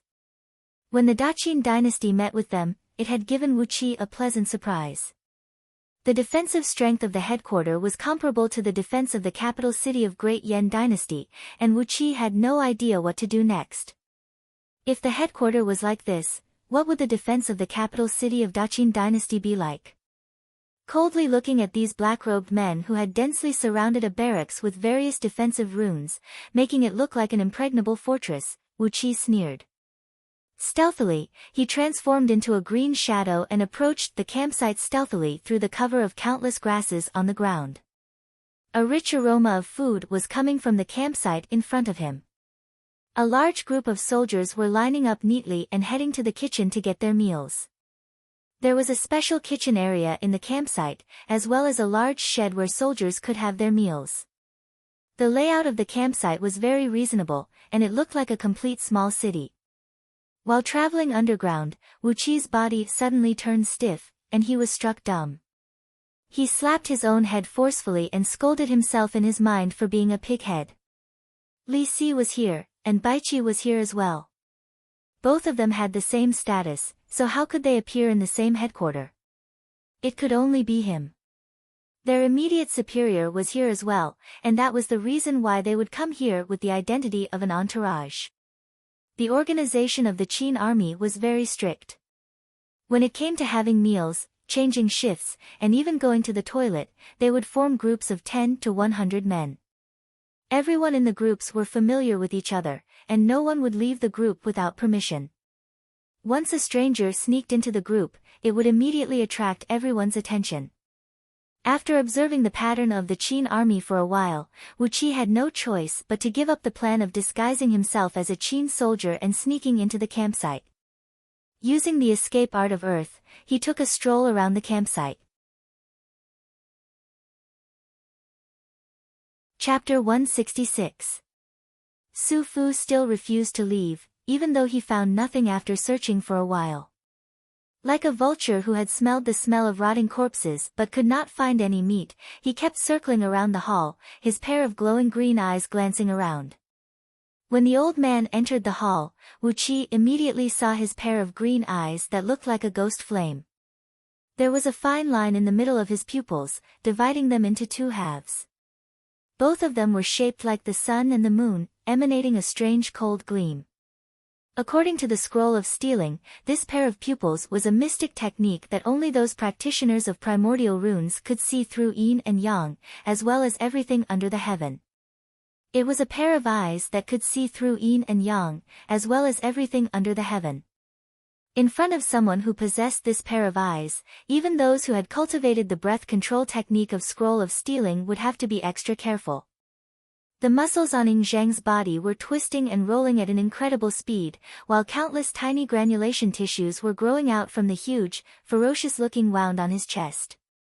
Drops of sticky, pitch-black demon energy were being forced out from the wound by an enormous amount of energy, turning into a pungent smoke that dissipated into the air.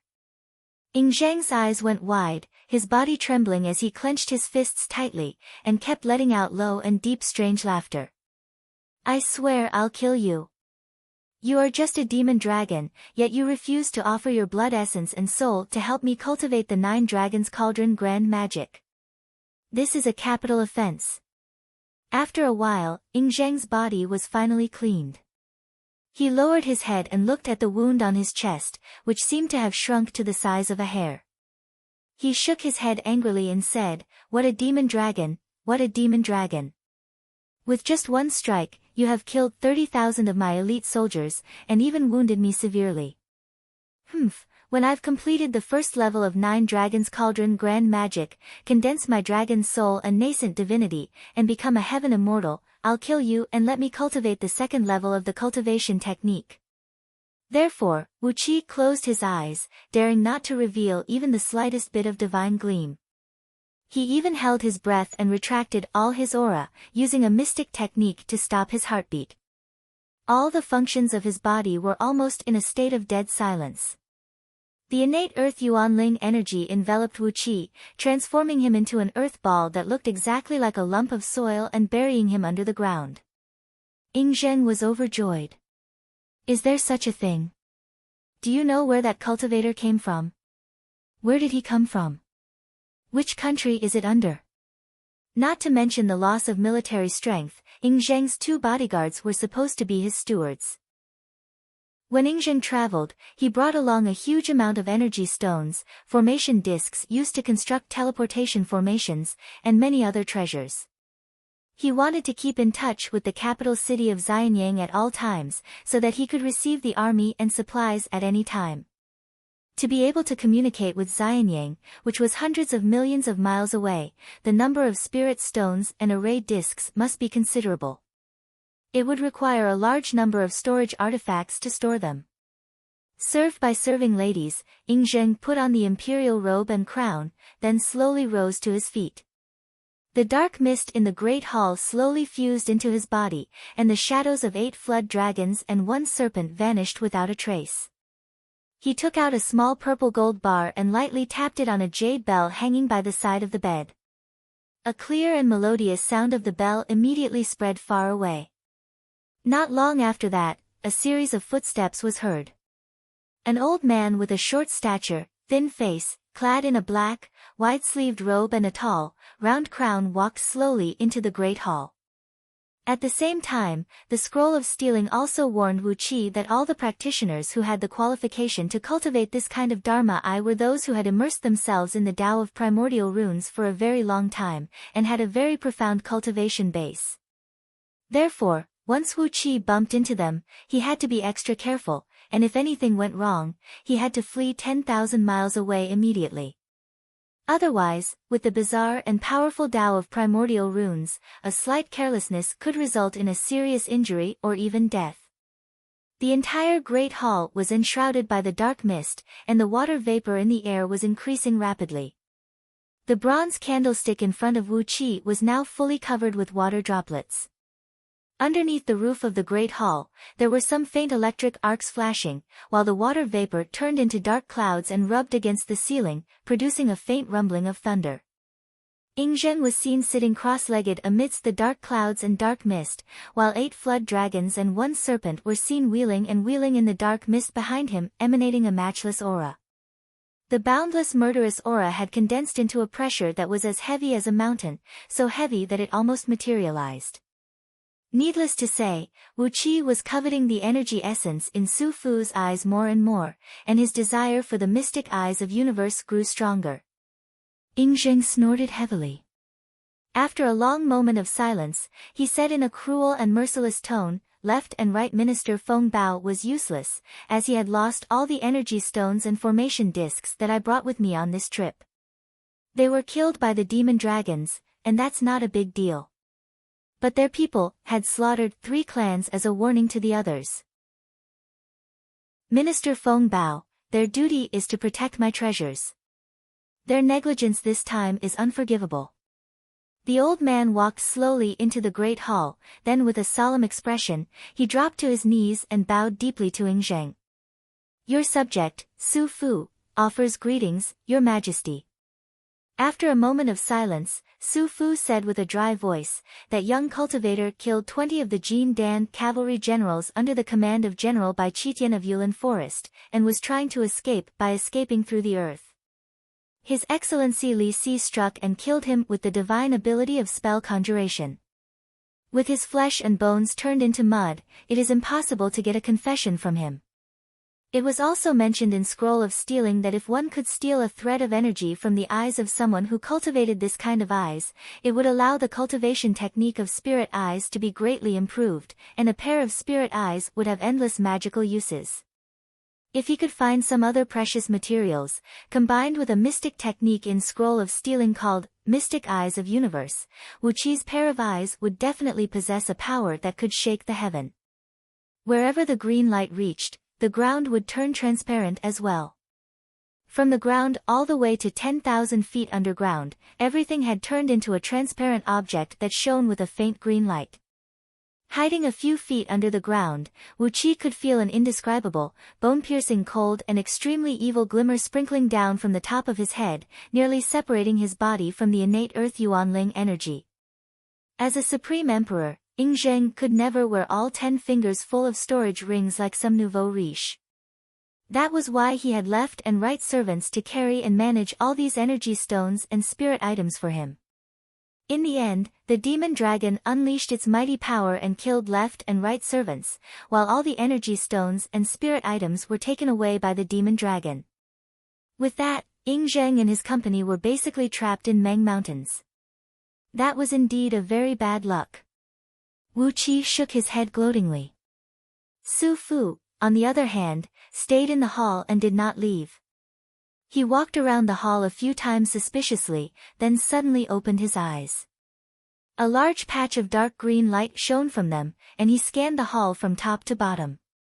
Wherever the green light passed through, everything turned transparent. No matter it was gold and silver utensils, wood, soil, or rocks, everything turned into ripples and glazes. With a casual point of his finger, the dark light abruptly transformed into countless tiny dark threads, blotting out the sky and covering the entire grand hall, turning it into a sieve. After a full hour, the grand hall in front of him was filled with the sound of music and toasts. Only then did Su Fu stomp his feet and leave the grand hall with a cold smile on his face. But he had only taken a few steps when he suddenly waved his hand. A strange black beam, measuring 1 foot and 3 inches long and several hundred times thinner than a hair, emerged on his finger. Ingzheng let out a few loud laughs, then strode out of the grand hall. While walking, he laughed wildly and said, "My dear subjects, please join me. Ha ha ha, today, Prince of Wuan has found several hundred beautiful barbarian girls, beautiful barbarian girls. My dear subjects, you have been working hard recently. Please join me, please join me. Somebody, play the music and start the banquet." Ingzheng's loud laughter gradually faded away, followed by countless loud and sonorous cries of "Long live," emanating shockingly strong energy ripples. Obviously, Ying Zheng had brought an army of tens of thousands of miles to this place. Needless to say, he did not have any good intentions. However, he was cultivating with a certain divine ability, the Nine Dragons Cauldron Grand Magic, which required him to plunder the blood essence and souls of flood dragons and fuse them into his own body. Only then could he keep improving his cultivation base. In Meng Mountains, they had met a demon dragon who had almost cultivated to the realm of heaven immortal. Therefore, Ying Zheng had brought an army to slay the dragon excitedly. But, little did he expect that the overall strength of the demon dragon was too strong. Ying Zheng himself was severely wounded, and his army was nearly slaughtered by the demon dragon. Wu Qi closed his eyes and shrunk his head 3 feet deep into the ground, relying on his sensitive ears to eavesdrop on the noises coming from above. He hesitated for a while, then with a green gleam flashing in his eyes, he said with a dry voice, "Xianyang is millions of miles away from here. Without some extraordinary treasures such as spatial breaching spirit gold as the core of the formation, the consumption will be too great. On top of that, the magnetic field in this mountain is chaotic, and the energy needed to break through the void has skyrocketed by 100 times. The energy stones I've collected now are not enough for me to communicate with Xianyang." Clenching his teeth so tightly that they produced cracking noises, Ying Zheng continued to exert the energies in his body to force out the remaining demon energy in his wounds. The process went on for a full 15 minutes. Suddenly, a large amount of sticky sweat burst out from all over Ying Zheng's body. He gasped for breath rapidly, then leaned back on the bed, feeling a little tired. Those serving ladies quickly came up to him, using hot water and silk handkerchiefs to wipe off the sticky sweat that came with a strange stench from his body. However, when Wu Qi looked at the soil and rocks around him that had turned transparent, he could not help but feel his heart tremble with fear. Su Fu's divine ability of Dharma eyes was truly frightening. Although Wu Qi had fused his innate energies of 5 elements into his eyes, he could only see a depth of a few feet deep into the ground. Surprisingly, this divine eye of Su Fu could actually see 10,000 feet deep into the ground, and its power was comparable to some unique spirit items. Then, he heard Su Fu say with an indifferent voice, "Don't worry, Your Majesty. Just now, Prime Minister Li Si met a cultivator, and judging from his appearance, he is not a barbarian living in this forest. Since that cultivator could appear here, it proves that this place is not far away from a populated area.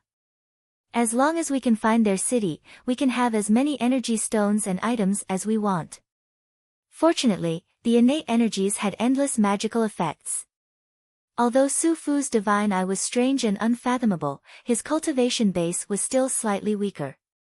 The Yuanling energy that shrouded Wu Qi's body had almost flawlessly imitated the transformation of the soil and rocks around him, making Wu Qi's body turn transparent under the bright green light. Su Fu ran his eyes across the entire hall and the ground within 1,000 feet in circumference, but found nothing either. Su Fu rose to his feet and answered with a solemn voice, "Your Majesty, for the past few days, all the generals and soldiers have risked their lives to hunt barbarians and collect energy stones from all over the place. We have gathered 130,000 pieces of upper-grade energy stones, but the most important one, the supreme-grade energy stones, are only less than 3,000. If we are going to deploy a teleportation formation, we will need reinforcements from Xianyang City." Li Si. Ying Zheng scolded fiercely, then burst into a loud laughter. "It doesn't matter, as long as we can find cultivators who are not from those barbarians, it proves that we are not far away from a populated area. No matter how far it is, as long as we can find a city, with my army of several 100,000 soldiers, we will be able to wipe out an entire kingdom. As long as we can deploy the teleportation formation, we will be able to bring reinforcements from Xianyang City here." Humph. With his hands clasped behind his back, Ying Zheng looked at Su Fu and said coolly, "Rise. How many energy stones have you collected in the past few days?" He gave the hall a quick glance and did not find anything unusual. Then, he turned his eyes back to the ground. One was borrowing, while the other was controlling. The difference between them was like the difference between the clouds and the mud. Wu Qi stared at Ing Zheng with great shock. At first glance, the 8 flood dragons and 1 serpent behind him looked very similar to the cultivation technique practiced by the beast warriors of Great Yan Dynasty. However, the beast warriors were only borrowing the enormous power contained in the beast souls for their own use. Unlike Ing Zheng, the power of the 8 flood dragons and 1 serpent had completely fused with his body, and there was a tsunami of energy rocking in his body. All the power was under his complete control. Upon hearing Ing Zheng's words, Wu Qi suddenly understood the predicament Ing Zheng and his men were in. Chapter 167. The spring rain was silent, and so was the dark beams. They gently penetrated through all the furnishings in the hall, leaving behind countless tiny holes that could not be seen by naked eyes. After that, the dark beams pierced into the ground soundlessly, going 1,000 feet deep into the ground and bringing up wisps of dark smoke wherever they went. Several dozens of dark beams brushed past Wu Qi's body, and Wu Qi could smell a faint stench coming from the dark smoke. They had a very strong penetrating force, and contained a deadly poison. Carefully, Wu Qi used his divine sense to scan through one of the dark beams that flew past him. He discovered that it was actually the condensation of an extremely vicious acquired poisonous gas from the Earth's core, mixed with the aurora found in the sky and the aura of the dark night that came from the last ray of sunlight in the sky every day. It turned an intangible object into a tangible object, then from a tangible object back to an intangible object. The process was repeated a few times, and then mixed with several dozens of poisonous objects that could cause a great harm to the corporeal body and soul of cultivators. It was a vicious technique that was between a magical treasure and a divine ability. It was extremely powerful, and once it hurt someone, the consequences would be very serious. The corporeal body of ordinary earth immortals would be penetrated by it, and once infected by the poison contained in it, even the dharma body of an earth immortal would rot and disintegrate, and even his nascent soul would suffer a great harm. Such a vicious thing was recorded in the scroll of stealing, but this was the first time Wu Qi had seen something so vicious. Looking at the countless dark beams that had cleansed the entire hall, Su Fu frowned and shook his head. Am I really getting old? Why do I feel something is not right? TSK, something is still not right. Why do I always feel so nervous? He spun and walked 2 rounds around the hall. Suddenly, he stretched out his right index finger, and a tiny thread of dark beam quickly condensed into a strange, twisting rune. Then, he casually shot the rune into the ground.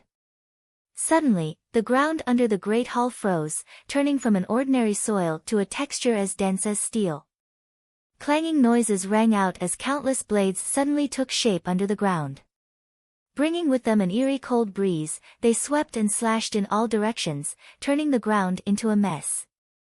As the steel saber hacked down, a 10,000 meters wide ball of poisonous flame silently rose from tens of thousands of meters deep into the ground along with dense smoke, burning all the sand and soil in its way into a puddle of pitch-black lava.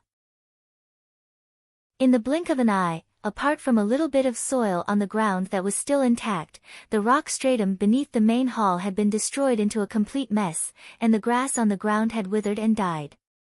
At that moment, Wu Qi had sensed that something was amiss, so he had left the wooden city. Su Fu frowned and paced around the hall for a while. Only then did he feel reassured and nodded his head, clasping his hands behind his back and walking towards the banquet hall.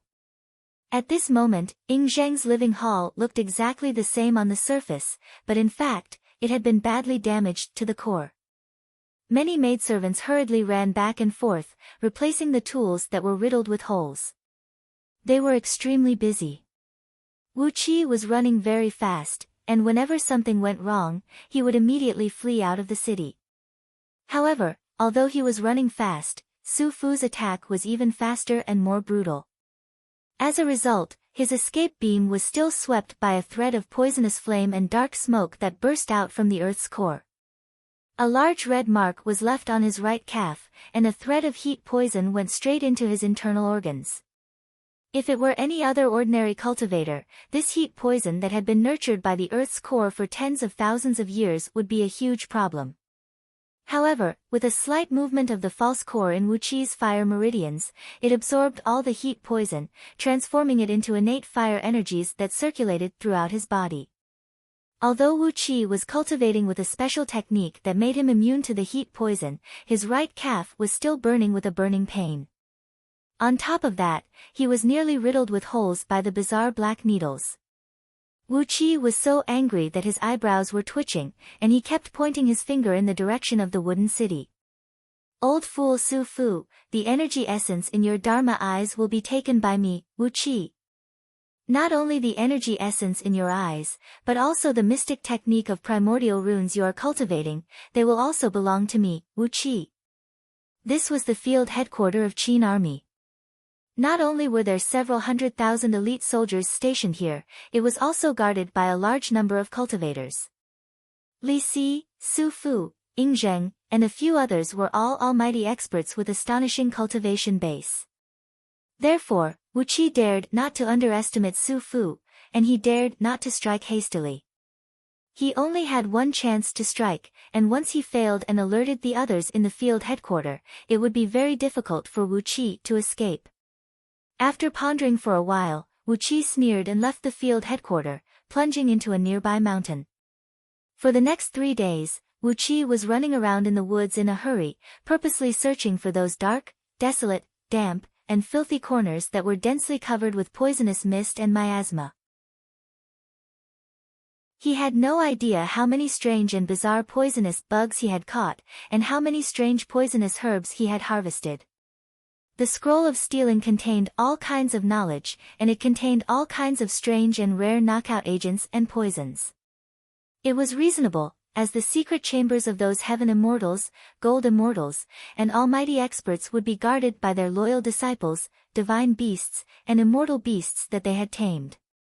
Although the stealing technique of the scroll of stealing was the strongest under the heaven, it did not mean that their cultivation base was the strongest under the heaven. Most likely, the cultivation base of these disciples, divine beasts, and immortal beasts was much higher than Wuqi himself.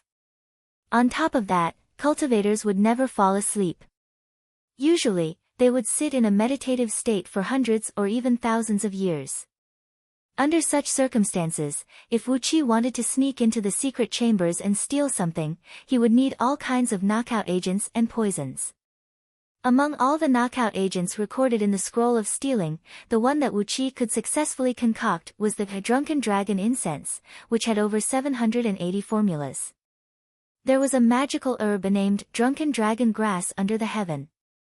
Even if an ancient divine dragon were to consume it, he would be drunk for 1,000 years and lose consciousness. The drunken dragon incense mimicked the medicinal strength of the drunken dragon grass, combining all kinds of weaker herbs into one, and concocting a very powerful and overbearing knockout agent. In the scroll of stealing, the drunken dragon incense was ranked as the 9th tier of immortal grade among all the knockout agents in the universe, and was ranked 7th. It was one of the most common and commonly used knockout agents. Therefore, the number of formulas for drunken dragon incense was the highest, over 700 of them. After spending 3 days, Wuqi was lucky enough to find all the poisonous weeds and poisonous bugs that could be concocted with 3 different formulas of drunken dragon incense. Carefully, according to the formulas, he processed all the poisonous weeds and poisonous bugs one by one, and finally concocted 3 different formulas of drunken dragon incense, then made them into 3 tiny threads. There was no conflict between the 3 formulas of drunken dragon incense, and they could be used at the same time. When the medicinal strength was stacked together, according to the description in the scroll of stealing, even an immortal or immortal beast of 36th tier heaven immortal realm would be knocked down to the ground after smelling it. Although it was not the strongest formula of drunken dragon incense, for the current Wuqi, it was more than enough. The result of 3 days of hard work was 3 tiny threads of pale pinkish color, as thin as a mung bean, and measuring only 3 inches long. Wuqi weighed the threads of drunken dragon incense in his hand, then let out a strange laugh. Without wasting any more time, he exercised his escape art once again and returned to Qin Army's field headquarters. When the night fell, Ing Zheng and all his ministers once again held a grand banquet. Wu Qi waited until the banquet was over, then watched as all the people returned to their respective palaces to rest. It was obvious that Ing Zheng had drunk too much today, as he was in high spirits. Wearing his helmet and armor, he brought 1,000 Yulin army and patrolled around the field headquarters for over 2 hours. Only when the moon was hanging high up in the sky did he return to Mu City, accompanied by Su Fu and Li Si. After Ing Zheng settled down in the Great Hall and began to circulate his energy, only then did Li Si and Su Fu quietly leave Ing Zheng's bedchamber. Outside the Great Hall, Li Si and Su Fu exchanged a glance, then went their separate ways with an expressionless face, entering 2 small side halls on the left and right side of Ing Zheng's bedchamber. It was obvious that the relationship between Li Si and Su Fu was not very good. One was the leader of all the ministers, and the other was the leader of all the close ministers. It would be strange if they had a good relationship. Looking at the stiff relationship between Li Si and Su Fu, Wu Qi nodded his head silently. Carefully, he retracted all his aura, and before Su Fu entered the side hall, Wu Qi lit up 3 drunken dragon incense sticks in the largest and most spacious bedroom. Then, he carefully inserted the 3 incense sticks into the corner of the bedroom, then immediately plunged into the ground. The tasteless and odorless drunken dragon incense quickly spread and enveloped the entire bedroom. Outside the bedroom, Su Fu gave a few instructions to a few practitioners, then sent them away. After that, he clasped his hands behind his back and walked into the bedroom with a gloomy face. The door behind him moved on its own even though there was no wind, and quietly closed behind him. Frowning, Su Fu strode to the bed in the middle of the bedroom, took off his outer robe, and slowly sat down on the bed. A green gleam flickered in Su Fu's eyes, as he sneered and said, "Li Si, how dare you tell His Majesty that you found the location of a demon flood dragon, and that His Majesty can hunt it and complete the first stage of 9 Dragons Cauldron Grand Magic? If I allow you to make such a great contribution, wouldn't my position in His Majesty's heart become weaker? Last time, I was the one who reported to His Majesty about that demon dragon." Shaking his head, Su Fu sighed and said, "I've caused His Majesty to be injured, and caused him to lose a lot of soldiers and generals. Although His Majesty doesn't take it to heart, if Li Si makes a new contribution, it will make him lose a lot of strength. Damn it, I've asked those useless fools to keep an eye on Li Si, but how could I let him find the demon flood dragon?" After muttering a few words in a low voice, Su Fu's eyes suddenly rolled up without any warning, and he fell heavily on the bed with his back to the sky. The back of his head knocked against the side of the bed, creating a loud and clear clang. It was a very shocking sound. However, as the bedroom was sealed by Su Fu with primordial runes, not a single sound could be heard from inside. Although there were several hundred black-robed practitioners on night duty outside, none of them knew what had happened inside. Hastily, Wu Qi leaped out from the ground and leaped onto Su Fu's body. Without saying anything, he unleashed all the restrictive spells he could from the scroll of stealing on Su Fu, sealing all the acupoints, meridians, spiritual ocean, dantian, and many other parts of Su Fu's body. Using both hands, Wu Qi pushed Su Fu's eyes open, brought himself before Su Fu's face, and aimed at Su Fu's eyes with his own. The mystic technique was activated. Suddenly, an extremely tiny and bright green whirlpool shone from the depth of Su Fu's eyes. A wisp of energy essence shot out from Su Fu's eyes at an incredible speed, shooting into Wu Qi's eyes like a misty smoke. A faint green gleam shot out from Wu Qi's eyes. The blood-red gleam in his eyes swelled up one after another, making his eyes as huge as a bull's, and nearly popping out from their sockets. Su Fu had cultivated his Dharma eyes for many years, and the energy essence contained in them was extremely huge. Although Wu Qi had only absorbed the energy essence for the span of 3 breaths, his eyes had nearly exploded, as they could no longer withstand the influx of energy essence. After stopping the mystic technique, Wu Qi stored the absorbed energy essence into the depth of his eyes. After that, he quickly removed the only storage ring from Su Fu's body, as well as some talismans made from some special materials hidden in his sleeves and belt. Using his divine sense, he gave the storage ring a glance and found 33 jade scrolls in it, with the word script of ancient law written on them. Countless abstruse runes could be vaguely seen on the surface of these jade scrolls. Obviously, these were the scriptures for the cultivation of primordial runes. Wu Qi was struck with great joy. Without hesitation, he transferred all the items in the ring into his own storage ring, then pulled out the sword of Greedy Wolf and thrust it forward. In just a blink of an eye, the sword had reached Su Fu's heart. Chapter 168. When the sword of Greedy Wolf was about to kill Su Fu, Wu Qi suddenly recalled the description of the practitioners in Scroll of Stealing. He quickly retracted the sword, and cold sweat broke out on his forehead due to the fear. Carefully, he untied Su Fu's shirt, and sure enough, he saw that his body was densely covered with several tens of thousands of strange runes the size of mung beans. These runes were twisting and roaring like some living creatures. Just by looking at them, Wu Qi could sense an extremely ferocious and brutal aura coming at him. This was the Blood-Soul Curse. The deeper a practitioner studied into the primordial runes, the stronger the Blood-Soul Curse would be. If a practitioner was killed by someone, the person who killed him or her would have to face the cruel revenge of the Blood-Soul Curse. If this Blood-Soul Curse was triggered by burning the practitioner's soul, the power of the Blood-Soul Curse would be at least 100 times stronger than a full-force strike from the practitioner. As Su Fu had formed his nascent soul, a full-force strike from him was more than enough to turn Wu Qi's body and soul into nothingness. Cold sweat was breaking out from Wu Qi's body. When he thought of how he almost killed Su Fu, and how he was almost tricked by Su Fu's curse of blood-soul, his heart was twitching, and his legs were weak. The Blood-Soul Curse was an extremely mystical curse, and it would never fail to take revenge on the murderer. Even if Wu Qi threw Su Fu into the nest of venomous bugs and let him be devoured by millions upon millions of them, the Blood-Soul Curse would only be unleashed on Wu Qi. Faced with the densely packed curse runes on Su Fu's body, Wu Qi was like a hungry wolf who had seen a porcupine. Although he had the desire to kill Su Fu, he could not do it. The Tao of primordial runes was bizarre and ferocious, possessing an unpredictable power. Therefore, Wu Qi dared not to kill Su Fu. Flustered and exasperated, Wu Qi stared at Su Fu's body for a long while. Clenching his teeth, he raised up the sword of Greedy Wolf, but in the end, he still put it down.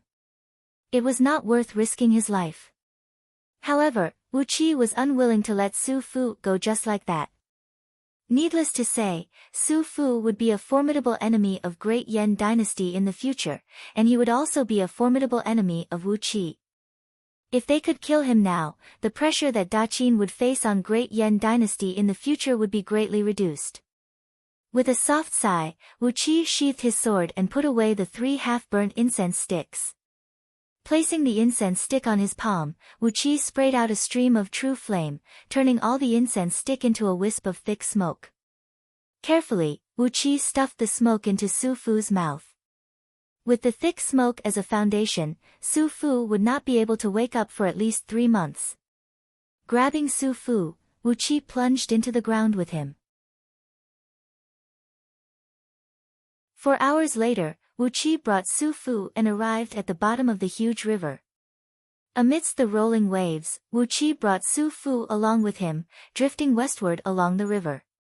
After traveling for over 3,000 miles with the current, Wu Qi found a water nest, which was occupied by a huge demon carp, underneath a patch of black rocks in the middle of the river.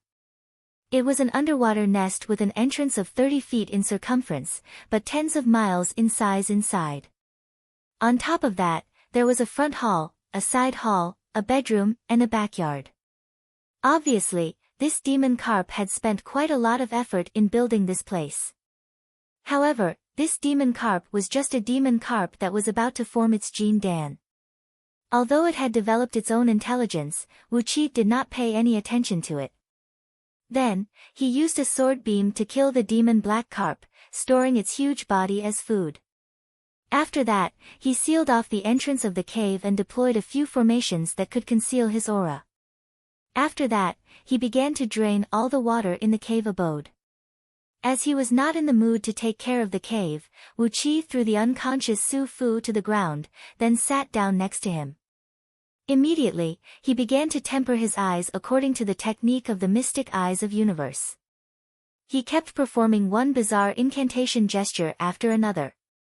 His eyes were shrouded in a bizarre mist, and in just a blink of an eye, his eyes were covered with a strange glow, which he could not tell what color it was, but it seemed to contain 7 different colors at the same time. The mystic eyes of universe was an ancient divine technique. It was said that once mastered, one would be able to see through the entire 9 heavens and 10 earths. Wherever the divine eyes looked, they could see through all illusions and formations, and would not be confused by any bewitching magic. However, the cost of cultivating the mystic eyes of universe was enormous. It required all kinds of acquired spirit treasures and innate spirit essences to fuse into the eyes, constantly tempering them. Every time a spirit essence was fused into the eyes, the power would increase by 1 level, and the increase in power was nearly endless. At this moment, while Wu Qi was digesting the spirit essences he absorbed from Su Fu's eyes, he also fused the innate energies of 5 elements into his eyes, which gave his eyes the ability to attack with innate 5 elements. Then, he separated a thread of energy from the body of the 7 holy deities and devils, fusing it with his eyes, giving his eyes the ability to attack with the mind. In the future, when his eyes were strong enough, he could also fuse the innate divine flame, such as the divine flame of order, into his eyes. With that, his eyes would be able to shoot out the divine flame of order to attack his enemies, which would make the power even greater, mysterious, and unpredictable. 6 hours later, the spirit essences he absorbed from Su Fu's eyes were completely digested by Wu Qi's eyes. His eyes, which had a clear distinction between black and white, were now glinting brighter and brighter. The white of his eyes looked like silver, while his pupils looked like black crystals. The contrast between black and white was extremely sharp, emanating a sharp aura that no one could look straight at. The medicinal strength of the drunken dragon incense could not keep Su Fu unconscious for a long period of time. As time was limited, Wu Qi did not waste any time. He pried open Su Fu's eyes and absorbed a thread of spirit essences into his own eyes. This time, Wu Qi's eyes had gone through a tremendous change, as the amount of spirit essences they could hold was at least 10 times greater than before. After that, he spent over 4 hours to completely digest this thread of spirit essences. Half a month later, Su Fu's green eyes had turned dim and lifeless. His Dharma eye's divine ability had been destroyed by Wu Qi, and all the years of arduous cultivation had gone down the drain. On the other hand, Wu Qi's eyes were glowing with a strange gleam, with layers upon layers of clouds constantly changing within them, becoming extremely profound and abstruse. The mystic eyes of universe was even more mysterious and mystical than Su Fu's yin and yang Dharma eyes. Currently, when Wu Qi stared with his eyes, his gaze could pierce through the surface of the river and look at the sky over 100 miles high. The strange gleam in his eyes swept across the ground. Wherever the gleam passed through, the sand and soil 3,000 feet deep would turn as clear as water. All sorts of bugs living in the sand and the strange beasts living underground could no longer hide from Wu Qi's eyes. What was even more miraculous was that, wherever Wu Qi's eyes passed through, all the natural energies contained in everything would be glistening brightly in his line of sight. According to the nature and quality of the natural energies, they would be of varying brightness and darkness. Wu Qi's eyes had nearly become the best appraisal instrument. With just a single glance, he could see through any ordinary precious treasures produced by the heaven and earth. After throwing his head back and letting out 3 loud laughs into the sky, expressing the boundless joy in his heart, Wu Qi took out the script of ancient law. The word ancient represented the meaning of the primordial era, while the word law represented the meaning of the Tao of the heaven and earth.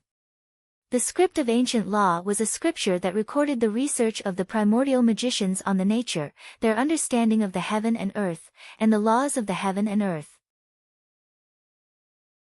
From the most basic energy of the 5 elements of the heaven and earth, to the most abstruse laws of life and death, and the Tao of Yin and Yang, all of them were described in detail in these 33 jade scrolls. Wu Qi briefly flipped through the script of ancient law. The Tao of primordial runes recorded in this scripture could allow a mortal to cultivate all the way to the realm of heaven immortal. After reaching the realm of heaven immortal, it would be a blank slate. However, with the foundation of the Tao of primordial runes, Wu Qi would be able to study and cultivate the Book of Ancient God found in Scroll of Stealing. It was a primordial scripture that could allow one to cultivate all the way from the realm of heaven immortal, pointing straight to the origin of the world.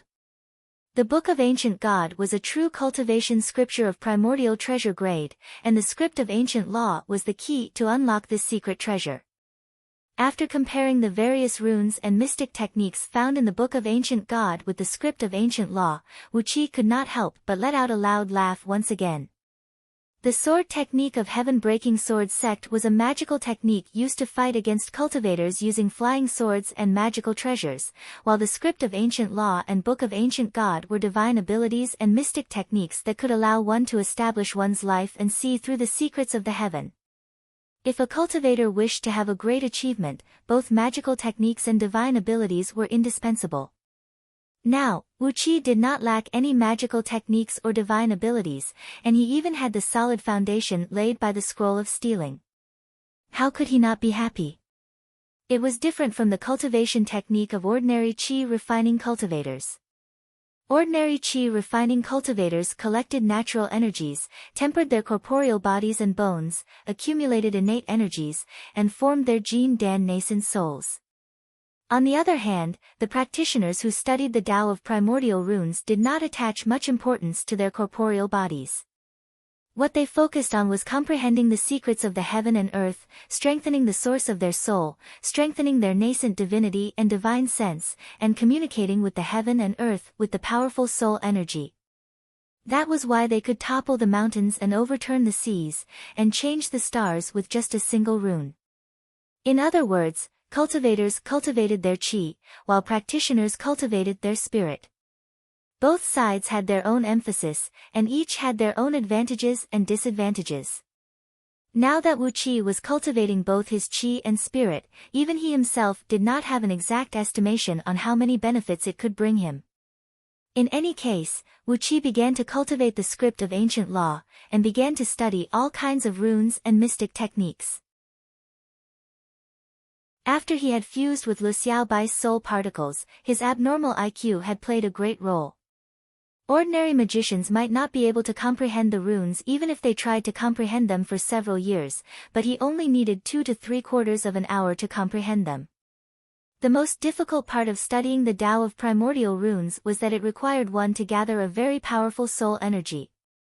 The stronger the soul, the faster one could comprehend the runes, and the more powerful the offensive power of the runes would be. Without spending a long period of time, it was impossible to form a powerful soul. However, Wu Qi still had Su Fu, a human-shaped great tonic right next to him. Using the silver lotus as the medium, Wu Qi forcibly split Su Fu's soul with the divine flame of order, refining the source of his soul into the most basic soul particles and fusing it with his own soul. With that, the cultivation of his soul progressed at a tremendous pace. In just a few days, his soul had become about 10 times stronger than before. Only the pitiful Su Fu was left. Day and night, he had to suffer the pain of soul refinement by the divine flame of order, and from time to time, his soul would be cut by the silver lotus. The pain made him twitch and jerk like a fish out of the water, slapping the ground and producing loud popping noises. Another month later, 70% of Su Fu's soul energy had been refined and absorbed by Wu Qi. At the same time, Su Fu was almost at the end of his rope. If he continued to refine his soul energy, it was highly possible that his soul would be completely destroyed, and the curse of blood soul in his body would be triggered immediately, giving a deadly blow to Wu Qi. Left with no other choice, Wu Qi finally gave up on Su Fu. Looking at Su Fu, whose body had shrunk to one size, Wu Qi stuffed a few life-saving spirit pills into his mouth. After that, he sneakily sent Su Fu back to the field headquarters of Qin army, which was a few times more heavily guarded than before. After sending Su Fu back to his bedroom, Wu Qi snuck out from the Qin army's campsite stealthily. After that, he threw his head back and roared into the sky, "Li Si, the Prime Minister of Great Qin, I send my greetings to your mother." Then, he pointed his right hand out and waved it, unleashing a rune that twisted and looked like a lightning bolt, falling forcefully into the sky above the Qin camp. Suddenly, thousands of tiny electric arcs shot down from the pitch-black sky. Countless thunderbolts streaked across the sky above the Qin camp, and immediately, the surroundings were thrown into chaos. From the wooden city located right in the center of the field headquarters, the shadows of 8 flood dragons and 1 serpent soared up into the sky, while Ing Zheng's loud cry shook the surrounding mountains and caused half of them to crumble. "How dare you insult me, the Daqin?" Wu Qi had long fled over 100 miles away from the scene. He stood on the peak of a lofty mountain, looking at the mountains that were crumbling crazily around the field headquarters of Daqin. Suddenly, he let out a long and sonorous cry, which sounded like a thunderclap and echoed out to a distance of several hundred miles, "Li Si, I'll fight you to the death." Chapter 169. Inside the cave, a strange gleam flashed across Wu Qi's eyes as he slowly breathed out a long sigh of relief. It had been 7 days since he sent Su Fu back. During these 7 days, the Qin army was like a swarm of hornets whose nest had been burned, searching for the enemy in every direction. They had thrown the woods several thousand miles in circumference into a complete mess, and countless barbarian villages were discovered by the furious Qin army. All the barbarians were slaughtered, and all their belongings were looted. The sky was filled with smoke and dust during these few days.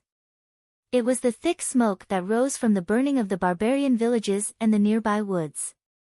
During these 7 days, Wu Qi had concocted a few new drunken dragon incense, trying to give the leaders of the Qin army a hard lesson. If possible, he even wanted to get some benefits from Ing Zheng. But too bad, the higher-ups of the Qin army who had increased their vigilance did not give him any chance. Ing Zheng and his men were all carrying various dust-repelling and poison-repelling pearls, so the smoke of the drunken dragon incense could not even touch their bodies. Therefore, it was useless. Wu Qi had also tried to poison the wine and dishes, but as Ing Zheng and his men had attained the cultivation base of nascent soul realm, they simply refused to eat, drink, or breathe. No matter what strange and bizarre methods Wu Qi used, he still could not do anything to them. There was one time when Wu Qi sneaked into Li Si's bedroom and poisoned the tea. As a result, he was nearly ambushed by the army led by Ing Zheng and captured alive. Fortunately, when Wu Qi realized that something was not right, he immediately fled underground, and that was how he managed to escape from the disaster. After that incident, Wu Qi dared not to enter the Qin army's field headquarters again. He could only patrol around and see if he could find an opportunity to strike. In the end, after he ambushed a few small detachments of Qin army and looted a batch of energy stones, the Qin army simply shut themselves in and refused to come out, guarding the entire field headquarters so tightly that not even a drop of water could trickle through. Such a shameless method had left Wu Qi with no idea what to do. He could only look at the Qin army's field headquarters and smile bitterly into the sky. The moonlight was bright and beautiful tonight, and a round moon hung high up in the sky. The moonlight on this day was exceptionally dazzling. The greenish-white moonlight poured down from the basin-sized moon like flowing water, sprinkling the cool moonlight essence on people's bodies. Wu Qi walked out of the cave he was hiding in and took a deep breath. Thick smoke, a large amount of dust, and the cool essence of the moon were sucked into his body. Wu Qi coughed violently. Standing at the top of the mountain and looking around, there were big and small fires everywhere. The forest was burning, and the fire made the moonlight in the sky dim. The army of Qin had been wreaking havoc in all directions these days. Red flames were reflected in the sky, giving the heaven and earth an aura of doomsday, as if a calamity was about to descend. Shaking his head, Wu Qi's body turned into a beam of yellow light and drilled into the ground. During the past few days, many forests in the surrounding had been burned down. Without the cover of trees and flowers, he could not use the escape art of innate wood element. Thus, the escape art of earth had become the only choice for Wu Qi. Cautiously, he poked half of his head out from the edge of the Qin army's campsite. Then, Wu Qi saw a chariot pulled by 8 black horses coming out from the main entrance of the Qin army's campsite, and the man standing on the chariot was none other than Ing Zheng. The chariot was driven by 3 burly warriors, each standing 10 feet tall with their upper bodies bared. Each of them had a skin that looked like it was forged from bronze, glinting with a cold gleam under the moonlight. Standing next to Ing Zheng on the left was Li Si, whose face had turned green, and on the right was Su Fu, who looked haggard and had his vitality severely damaged. During the past few days, Wu Qi had been harassing the Qin army's campsite, saying that he was going to seek revenge from Li Si. Because of this, Ing Zheng flew into a terrible rage, scolding Li Si a few times in front of all his ministers. Even Bai Qitian, who had offended Wu Qi, was implicated by Ing Zheng as well. How could Li Si, who swore confidently that he had killed Wu Qi, have a pleasant expression on his face? Su Fu, on the other hand, had his Dharma Eye energy essence completely seized by Wu Qi, and 70% of his soul source energy was seized by Wu Qi. But at this moment, there was a faint green gleam shining in Su Fu's eyes, and his face looked slightly flushed. It looked like he had actually recovered a small part of his lost energy. A greedy gleam shone in Wu Qi's eyes, and he gave Su Fu a fierce glare. Obviously, Ing Zheng had spent a great deal of his capital, using some kind of rare and precious natural treasures to restore Su Fu's lost energy essence, strengthening Su Fu's foundation, and that was why Su Fu was able to recover his cultivation base in just a short 7 days. Surely, Ing Zheng had some good stuff with him. Wu Qi frowned, wondering how he could get his hands on these treasures. Apart from Ing Zheng and his men who were riding on the chariot, there were 400 black-robed practitioners accompanying them, and each of them had the cultivation base of Jin Dan realm. There were also 800 Yulin army and stalwart Tiger army from Daqin dynasty, all of whom had the overall strength of Jin Dan realm. Among these black-robed practitioners, there were several dozens of them who emanated an aura that made Wu Qi feel fear. They should be earth immortals of nascent soul realm. Meanwhile, standing in front of those Yulin army and stalwart Tiger army were nearly 100 captains. Each of them looked very valiant, and the aura emanating from them was so strong that it made Wu Qi's hair stand on end. Among them, the general who stood closest to Ing Zheng's chariot was riding on a double-horned white qilin. According to what Wu Qi had seen and heard in the last few days when he sneaked into the Qin army's campsite, he was the current Grand Marshal of Daqin dynasty, Wang Baiqi of Wu'an City. Standing 9 feet tall, Baiqi's skin was slightly dark, and he had a square face that gave him an imposing aura. He was clad in 3 layers of heavy armor, all of which were rare mid-grade magical treasures, and possessed an amazing defensive strength. Following right beside Baiqi were his sons, Bai Qitian, the commander of Yulin army chariot, and Bai Qiming, the commander of stalwart Tiger chariot. What a valiant and arrogant army! Wu Qi shook his head. He had no idea if Great Yan dynasty still had some hidden trump cards. However, judging by the military strength displayed by Daqin today, just these 100 Earth Immortals of nascent soul realm were more than enough to wipe out Great Yan. Unless Great Yan dynasty had enough hidden forces, once Ing Zheng left Meng Mountains and came to Great Yan's territory, the fate of Great Yan dynasty would be hanging by a thread. Sigh, don't worry about the ancient people. Yan Dan was killed by Daqin once, and I don't think he will mind if he dies again. I just want to protect the people I care about. The faces of Meng Xiaobai, Lu Qingfeng, and Princess Zhanglo flashed before Wu Qi's eyes.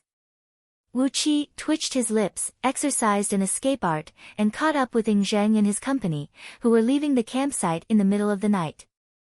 The army marched through the woods at a fast speed. Cast by those practitioners, a thin layer of cloud had shrouded the army, preventing them from making any sound when they were marching. No matter if it was a cliff or a deep valley, the army could just fly past them without encountering any obstacle. In just over 2 hours, when it was almost midnight, Ing Zheng and his company came to the bank of the Great River, and traveled along the Great River for over 6,000 miles eastward.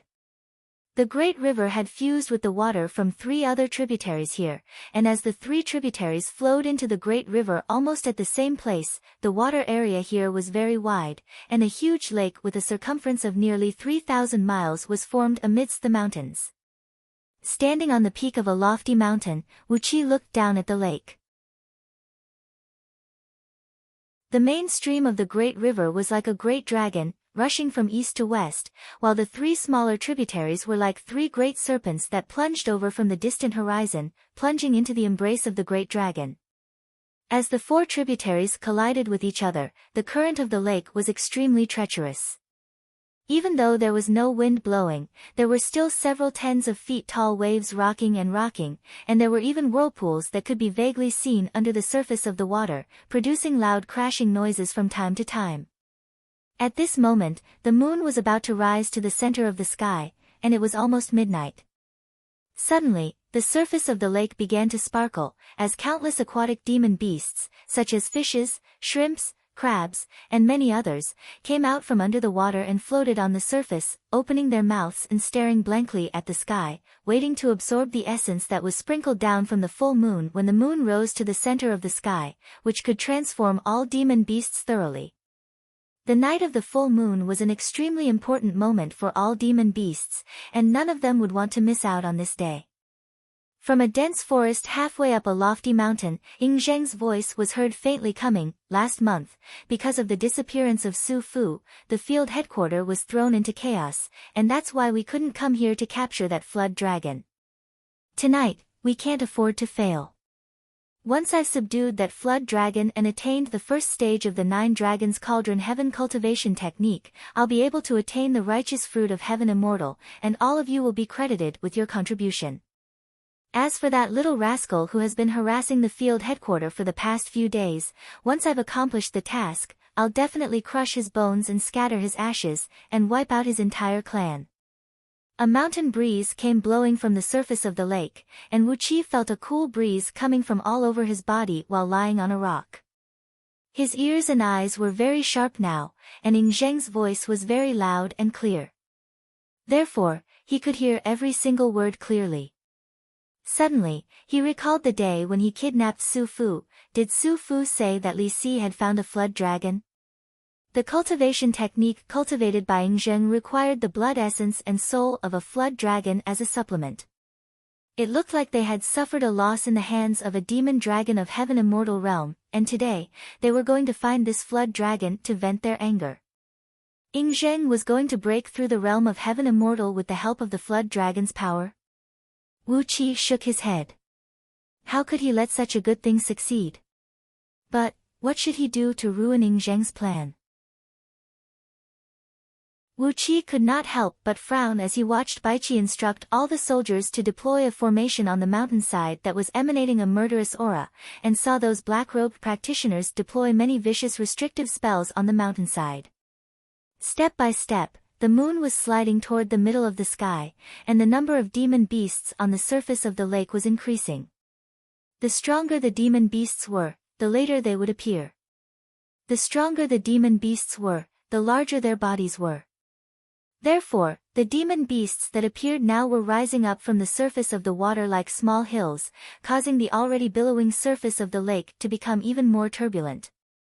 Huge waves kept slapping onto the huge rocks on the shore, and the rumbling of the waves could be vaguely heard from over 1,000 miles away.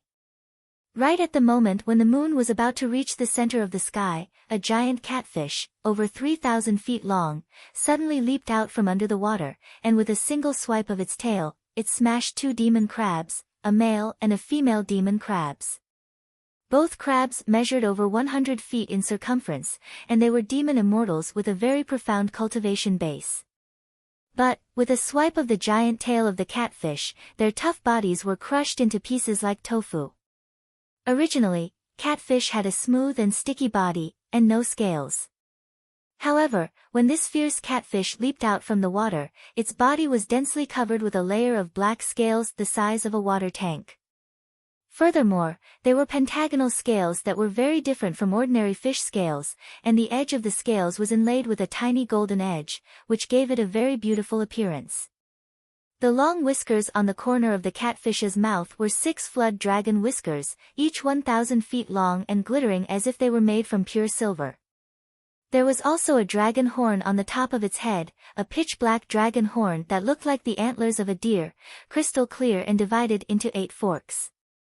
When this giant catfish leaped out from the water, gusts of chilly wind immediately rose from all directions, and a thick layer of watery clouds wrapped around its body, with lightning flashing vaguely in the clouds. Lying on the dark clouds, the catfish raised its upper body and faced the moon lazily. Then, it suddenly opened its mouth and took a deep breath towards the moon. Half of the moonlight on the surface of the lake, which measured 3,000 miles in circumference, was sucked up by this catfish. All the other demon beasts roared and roared crazily, cursing furiously at the catfish, then left the catfish angrily. If they could not absorb even a tiny bit of moonlight when they were around it, wouldn't that be a waste of an opportunity? However, the catfish did not pay any attention to the protests of the other demon beasts. It just kept absorbing the moonlight essence in the sky comfortably, while a bright glow flashed and flickered around its body. Suddenly, 4 dragon claws poked out from underneath its body, grabbing wildly in all directions while producing swishing noises. 2 huge water snakes, each measuring over 100 feet long, were caught by its claws, and swallowed into its stomach without even chewing. Wu Qi's eyes lit up when he saw this. What a ferocious and powerful flood dragon! However, it was really rare to see a flood dragon transformed from a catfish, and its appearance was really strange. He gave a malicious look at Ingzheng, who stood halfway up the mountain not far away. "Catfish, are you going to take me or not?"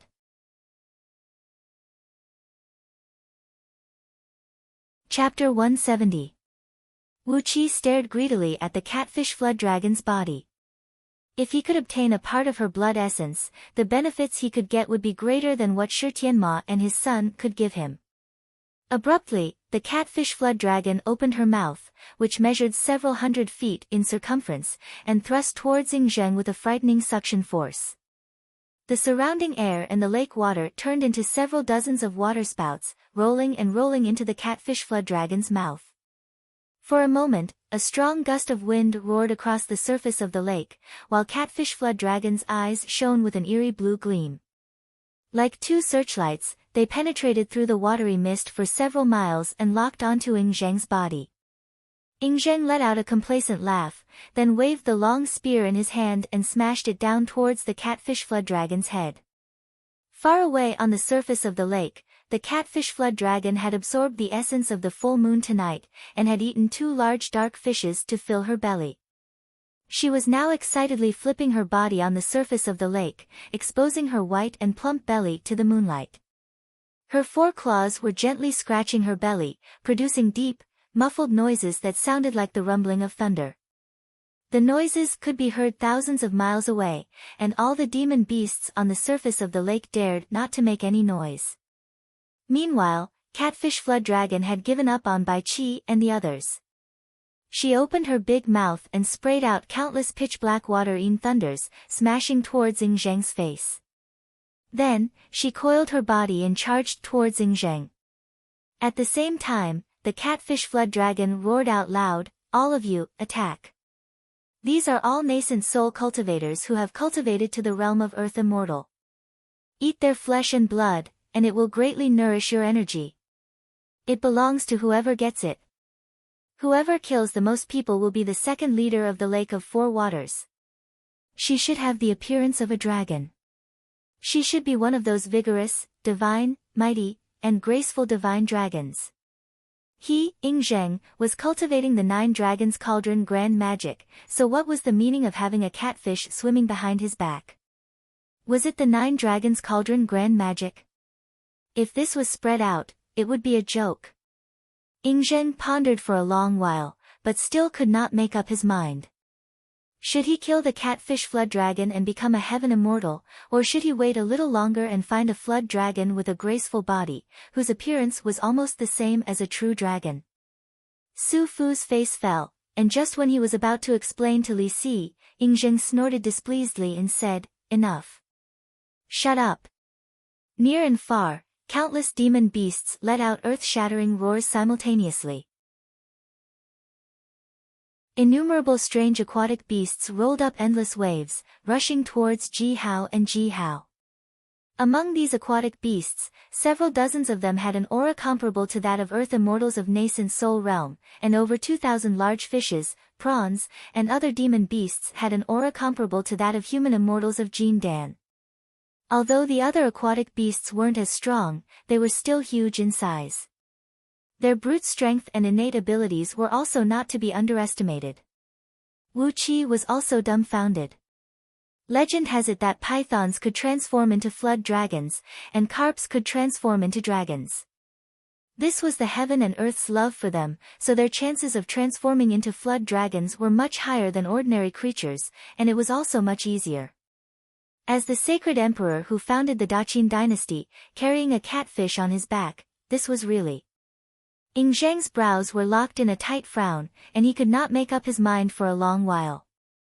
Li Si straightened his back, stared at Su Fu with a bright gleam in his eyes, and said in a cold voice, "Su Fu, it is true that I didn't eliminate the root of the problem, and that's why you were kidnapped. But, as the leader of His Majesty's close courtiers, the imperial advisor of Daqin dynasty, you were actually kidnapped by a junior. How can you blame me, Li Si, for this? You don't feel ashamed of this scandal, but do you think you have the capital to attack Li Si? If you were to cultivate into a heaven immortal with the help of this catfish flood dragon's blood essence and soul, for a very long period of time in the future, whenever he used the 9 Dragons Cauldron grand magic to fight with someone, the shadow of a flood dragon manifested in the dark mist behind his back would take the form of a strange, fat catfish." Suddenly, the catfish flood dragon stopped patting her belly. Slowly, she turned her body, raised her head and looked at Ying Zheng. She stared at Ying Zheng with her 2 big eyes for a long while, then suddenly burst into a loud laughter and said, "You little thing, what are you talking about? You want me to offer you my soul and blood essence? You alone? TSK, your little size is not even enough to fill the gap between my teeth." The space between the catfish flood dragon and Ying Zheng had turned into a frightening storm of thunderclouds. Dark clouds were rocking and rocking between them, and countless thunderbolts were producing deafening rumbles. Lightning bolts as thick as a water tank kept striking out from the thunderclouds, lighting up the entire lake 3,000 miles in circumference, making the figures of countless demon beasts hiding in Wuqi's lake water vaguely appear and disappear like ghosts.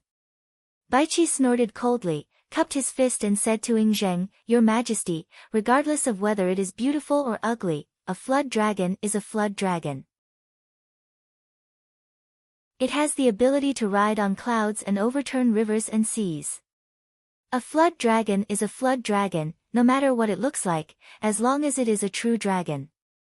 He sneered and said, "When your Majesty becomes a heaven immortal and cultivates the first stage of the 9 Dragons Cauldron grand magic, you will be able to sweep across this world. When your Majesty decides what a true dragon looks like, it will be a true dragon. Why should I be afraid of what others think? Those who have any objection will have their entire clan wiped out." Ying Zheng smacked his lips. He looked at Su Fu, then at Li Si, and a flame of fury rose in his heart. "Prime Minister, Li Si, you told me that you found a flood dragon. Good, I like it very much. But, is this the flood dragon you found? How can this thing be called a flood dragon?" Meanwhile, the catfish flood dragon stared furiously at the 8 flood dragons and 1 serpent behind Ying Zheng's back. "I can't believe you've killed so many flood dragons. No wonder your magic power is so strong. But, if you want to deal with me, you can't just rely on magic power." Looking at the long dagger thrust down from Ying Zheng, the catfish flood dragon threw her head back and let out a long cry. Abruptly, her huge tail sprung up and lashed out viciously. The tremendous suction force unleashed by Ying Zheng and catfish flood dragon clashed head-on in midair. Both of them trembled and took a step forward at the same time. Although Ing Zheng's body was hundreds or thousands of times smaller than catfish flood dragons, and several tens of thousands of times lighter than her, when both of them took a step forward at the same time, it was obvious that Ing Zheng's strength was much stronger than catfish flood dragon. Baiqi raised his right fist and was about to give the order to attack catfish flood dragon together. But suddenly, Ing Zheng's voice was heard coming from the sky. What a powerful strength! Among all the flood dragons I've killed, you have the strongest fleshly strength. Excellent! After absorbing your blood essence and soul, my fleshly body will definitely reach a state where no magical treasures can harm me. With both hands clasped behind his back, Ing Zheng stood in the middle of the forest, looking over at the catfish flood dragon who was stirring up a storm 100 miles away. His face was filled with uncertainty. Amidst a wild howl that shook the surrounding mountain ridges, Ing Zheng trod on a cloud and flew back at top speed. In just a few seconds, Ing Zheng, who kept coughing blood from his mouth, flew back to the battlefield. He pointed his finger at the catfish flood dragon, who had her eyes and mouth wide open, and cried out, "Wonderful! Wonderful! I can't believe that your fleshly body is even stronger than my fleshly body, which has absorbed 8 flood dragons and a great serpent who is about to transform into a flood dragon. You are indeed an extraordinary creature of the heaven and earth." Meanwhile, the catfish flood dragon cried out in pain. Ing Zheng's dagger had left a several hundred feet long and 10 feet wide cut on her tail, nearly splitting it into two. A great amount of pale golden blood sprayed out from her tail, and the pain made her body tremble violently. Immediately, she rolled up a wild wind and dark clouds, bringing together countless thunderbolts and bolts as she charged towards Baiqi and the other captains of Daqin dynasty, who were standing in formation. Ing Zheng let out a loud laugh. Suddenly, a plume of dark mist burst out from his back, amidst which, the shadows of 8 flood dragons and 1 serpent were seen twisting and turning. Ing Zheng opened his mouth and inhaled abruptly. A frightening suction force that was a few times stronger than catfish flood dragon's big mouth was produced out of nowhere. Amidst the deafening whistling of the wind, more water tornadoes rolled up from the surface of the lake, while more water was sucked up into the sky. Stronger hurricanes were kicked up, and huge waves tens of feet high rose from the surface of the lake. A great number of aquatic demon beasts could not withstand the tremendous force, and were sucked into the tornadoes, then crushed into pieces by the tremendous pressure. The 9 Dragons Cauldron Grand Magic was a supreme divine ability he learned after he came to this world, a supreme Tao of divinity that cultivated the fleshly body, energy, and soul at the same time. Currently, what he lacked was the blood essence and soul of a flood dragon, which would allow him to form the power of a dragon and step into the realm of heaven immortal. However, the blood essence and soul of the final flood dragon he had absorbed would determine the appearance of the dragon power he had condensed. But for a catfish, Wu Qi had never heard that a catfish could transform into a flood dragon in his entire life. It was not hard to imagine how long it had spent in the process of transforming into a flood dragon, and how many fortuitous encounters it had gone through. Therefore, it was only natural that it had a very strong fleshly body. Ordinary carps and serpents could transform into flood dragons after cultivating painstakingly for 1,000 years, but how much effort did this catfish have to spend to achieve its current strength? 10,000 years? 100,000 years? Perhaps it was even more than that. One could imagine how strong this Dharma body would be after spending several tens of thousands of years to temper its fleshly body. Ing Zheng's eyes lit up. Slowly, a dark mist emanated from his body, and he gave Baiqi a look of appreciation as he said, "King of Wuan knows my mind well. He, why should I be afraid of what the people under the heaven think? Anyone who dares to object will be killed. Ha ha ha." Throwing his head back and letting out a few wild laughs, Ing Zheng pulled out an ancient colored dagger forged with some strange stone. Then, he cast a cloud and brought up a strong wind as he sped towards the catfish flood dragon. Together with several dozens of military officers, Baiqi followed closely behind him, forming a formation capable of both offense and defense, protecting Ing Zheng's left, right, and rear. While laughing, Ingzheng flew forward and soon came before the catfish flood dragon, who was lying on the surface of the water and drying her belly. He cried out sternly, "You evil creature, quickly offer me your blood essence and soul, and I'll spare you a thread of your soul for reincarnation. After thousands of reincarnations, you will still have a chance to be reborn." Hastily, both men shut their mouths and returned to their wooden expressions, bowing their heads and not saying a word. Then, both men peeked at the catfish flood dragon from the corner of their eyes. Su Fu had a gloating smile on his face, while Li Si was looking at the catfish flood dragon indifferently, his eyes cold and indifferent, as if nothing mattered to him. Su Fu had seen through Ingzheng's mind, so he kept bowing his head and crossing his arms, refusing to say a word. Li Si was a quick-witted man. He knew that the flood dragon he found was a real flood dragon, and a very powerful one at that. But, the appearance of this flood dragon was a little shabby. When he thought that Ingzheng would take the form of a catfish flood dragon for a long period of time in the future, Li Si carefully bent down and hid behind Ingzheng's back, not daring to say a word. As Ingzheng and the catfish flood dragon were crazily sucking the water, a huge amount of lake water kept turning into water tornadoes and flying up into the sky, then being sucked into their bodies. In the blink of an eye, the lake water that entered their bodies was broken down into the tiniest water element by a tremendous force, turning into billowing dark mists and clouds that sprayed out from their bodies, blanketing the void within 1,000 miles in circumference with a dense mist. The water level of the lake kept dropping, and in just a blink of an eye, all the lake water within 100 miles around them had been sucked up into the sky, exposing the pitch-black bottom of the lake, which was densely covered with countless reefs and shells. A loud boom rang out, as the surface of the lake within 200 miles suddenly froze, then shattered into pieces. Countless demon beasts were ripped to shreds by the explosion. Ingzheng was slapped far away by the huge tail of the catfish flood dragon. Even with Wu Qi's mystic eyes of universe, which had an incredible eyesight, he could only vaguely see Ingzheng being slapped up into the sky, piercing through a dozen layers of clouds, and then being blown several hundred miles away by a strong wind that came sweeping across the sky. Looking at the aquatic demon beasts that blotted out the sky and covered the earth, Wu Qi finally understood why so many of the cultivators sent out by Great Yan Dynasty were killed in Meng Mountains.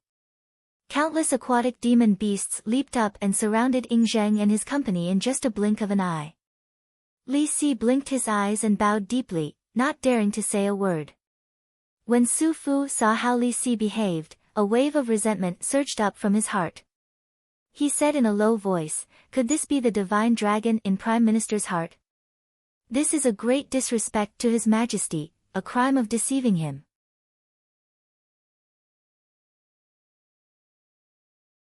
Chapter 171. Behind Ingzheng, Baiqi sprung up into the sky. Holding a white sword in his hand, he viciously hacked the back of the old turtle. The old turtle howled miserably. His back, which was stronger than diamond, was ripped apart by Baiqi's sword, severely injuring the inside of his body. But at the same time, Baiqi was smashed down by the frightening force brought by the huge weight of the old turtle, and fell into the rolling lake in a sorry state. Immediately, several dozens of long tentacles that looked like an octopus squeezed out from under the water, wrapped around Baiqi's body, and dragged him into the depths of the lake. Clutching the pearl in her hand, Catfish Flood Dragon stepped on a dark cloud and chased after Ingzheng and his company angrily. At the same time, Ingzheng and his company had returned to the peak of the lofty mountain, and the group of demon beasts had arrived at a place less than 3 miles away from the lofty mountain. Sighing for a while, Wu Qi watched the group of demon beasts rush toward the ambush that Ingzheng had prepared beforehand, and he could not help but shake his head. Suddenly, Baiqi took a step forward, spat out a mouthful of mucus from the squid, and roared in exasperation, "Qin crossbow killing formation, kill!" Ingzheng raised the seal in his hand up high, performed an incantation gesture and struck it into the seal, then cried out with a stern voice, "9 Dragons Cauldron Grand Magic, sword sweeps 6 directions. Get the hell out of my way." Ingzheng gave a loud cry that swept across all directions like a thunderclap. Several dozens of demon beasts who had formed their demon cores were knocked back while coughing blood, and were knocked several tens of miles away by the sound wave. Behind Ingzheng, the figures of 8 flood dragons and 1 serpent suddenly converged inwardly, and in a blink of an eye, they had transformed into a black seal the size of a fist, engraved with 9 coiling dragons. He grabbed the seal and cried out, "9 dragons cauldron grand magic, 9 provinces conquering grand magic." Suddenly, several dozens of thunderbolts struck down from the sky, smashing towards Ingzheng in a messy manner. But they were all crushed into pieces by Ingzheng's palm. Meanwhile, Catfish Flood Dragon, who had curled up into a meatball, was shrinking rapidly. In just the time of 2 to 3 breaths, Catfish Flood Dragon had transformed into a strange black-clothed lady, 5 feet tall, with a bloated body, a catfish head, and a dragon horn in the middle of her skull. She casually made a grabbing motion towards the bottom of the lake. Suddenly, a loud rumbling sound came from the bottom of the lake, and a black pearl the size of a human head slowly floated up, emitting a tremendous amount of water elemental energy. Countless water and yin thunders kept exploding crazily around Ingzheng, making him tremble violently. Yet, none of them could break through the dark mist that shielded him. Ingzheng stood amidst the dark mist with the imperial seal in his hand, his eyes bursting with a boundless murderous aura. His power alone was enough to fight against the demonic aura emanated from all the demon beasts in the entire Lake of Four Waters. 2 gigantic green prawn demons, each having a length of over 1,000 feet, glinting with a green gleam as if they were carved out of gems, let out a shrill cry. Each of them had 6 arms carrying 6 oddly shaped fangs, as they charged towards the several dozens of nascent soul realm captains behind Ingzheng. The front limbs of these green prawns had a very strong explosive force. With just 1 foot-long front limb, they could shatter a crystal glass as thick as a thumb. As for these 2 green prawns who had become demon beasts, with just 1 thrust of their front limbs, they could pierce through a few lofty mountains. Coincidentally, Ingzheng raised the imperial seal again and swung it down forcefully. 9 dragons cauldron grand magic, sword stabilizing 8 directions. Catfish Flood Dragon, who had shrunk herself into a meatball, roared at the top of her voice, "Kill! Kill all these people in front of us. Whoever dares to retreat, I'll definitely eat him or her later." As Catfish Flood Dragon's furious roar echoed out, countless demon beasts charged towards Ingzheng in his company, braving the sword beams that blotted the sky.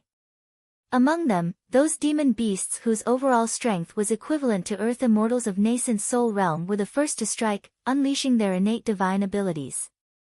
A series of creaking noises rang out, as several hundred Jin Dan soldiers standing halfway up the mountain pulled out huge crossbows, each with an arm longer than an adult man. They knocked the bowstrings, then placed rows of specially made bolts, each measuring 8 feet and 1 inch long. Nonchalantly, the group of practitioners led by Su Fu pointed their fingers at the air. Countless runes shot out from their fingertips, slowly merging into the bolts. An old turtle demon, whose back armor measured over 2,000 feet in circumference, let out a loud howl as his huge body suddenly shot up into the sky. After that, he spun rapidly like a frisbee, smashing down towards Ingzheng's head with his back armor. When the old turtle demon's body fell down, watery clouds rolled and rolled around him, while countless thunderbolts burst out from his back armor, smashing down towards Ingzheng with deafening booms. Abruptly, the pitch-black imperial seal expanded and transformed into countless sword beams, each 1,000 feet long, that swept and slashed in all directions. The power of these sword beams was nearly equal to a full-force strike unleashed by a late-stage Jin Dan human immortal with a lower-grade magical treasure. The power of these sword beams was peerless, and in just a blink of an eye, they had covered the entire Lake of Four Water. Wherever the countless sword beams went, all the demon beasts who had formed their demon cores were struck and killed. The blood of all kinds of demon beasts had even dyed the surface of the lake into a different color. Such an innate divine ability was something that even Wu Qi, who had cultivated the Dharma body of an earth immortal, could not compare with. Man was the most intelligent of all living beings, but all the birds, beasts, and insects under the heaven also had their own extraordinary abilities. When they cultivated to a certain level, they could evolve this innate ability into a divine ability, which would be no weaker than the Taoist magic of human cultivators. On the contrary, it would be even stronger. A large amount of sticky, pale green blood sprayed out from the shrimp demon's body, spraying onto the body of the battle general. Loud ripping noises kept echoing out. The corrosive force of the shrimp demon's blood was 100 times stronger than Aqua Regia. The nascent soul battle general let out a miserable howl as his armor melted abruptly. After that, his skin and muscles were melted into a puddle of poisonous liquid by the shrimp demon's blood. Nevertheless, the battle general was a decisive man. Without hesitation, he self-detonated his body. A beam of blood shot out from his dantian, amidst which, his nascent soul, which stood 2 feet and 3 inches tall, fled in panic. In just one volley, nearly 10,000 demon beasts had their bodies pierced through, dying tragically on the spot. Seeing that so many demon beasts in the lake were wounded by Ing Zheng with just a single strike, the catfish flood dragon let out a wild roar in exasperation. She grabbed fiercely towards the surface of the lake with 4 claws, causing 4 water dragons to shoot up into the sky. Like 4 long whips, the pitch-black water dragons were waved wildly and thrust towards Ing Zheng's face. When the water dragons took shape, the water level of the Lake of Four Water, which measured 3,000 miles in circumference, dropped by nearly 1,000 feet. It was not hard to tell how much water was stored in these 4 water dragons. There were 13 bolts in a single crossbow, and with a loud noise, a large number of bolts were shot whistling out. The bolts tore through the air and brought up a long trail of dark smoke, which twisted and turned into the shape of the heads of wild beasts on the surface of the bolts. The runes which Su Fu and the other practitioners had cast on the bolts had attracted the ferocious souls of all the wild beasts and birds that could be found everywhere in the woods, and attached them to the bolts, making the power of the bolts several dozens of times stronger. Suddenly, the pearl of fire and element in Wu Qi's dantian moved, resonating with the black pearl from a distance. Wu Qi was struck dumb. Judging from the reaction, the black pearl was also an acquired natural spirit item, and it contained an enormous amount of water element essence, which was a perfect match with the pearl in his dantian. Holding the seal in his hand, Ing Zheng pressed it down forcefully. An invisible force came crashing out, and all the aquatic demon beasts that came within 30 miles around him fell from the sky while howling miserably. Some of the weaker demon beasts, such as loaches and eels, had their bodies torn apart by the tremendous force. Wounds of various sizes opened up on their bodies, and a huge amount of blood sprayed out from them. Some unlucky demon beasts had their bodies ripped into 2 by the tremendous force, sending their internal organs and bones flying all over the place. But before they could flee for another 30 miles, a pitch-black turtle demon suddenly revealed himself from the dark clouds that blotted the sky. Holding a pair of large hammers in his hands, the turtle demon stretched his neck and stared at the fleeing nascent soul with a pair of beady eyes, then smashed the hammers down towards the fleeing nascent soul.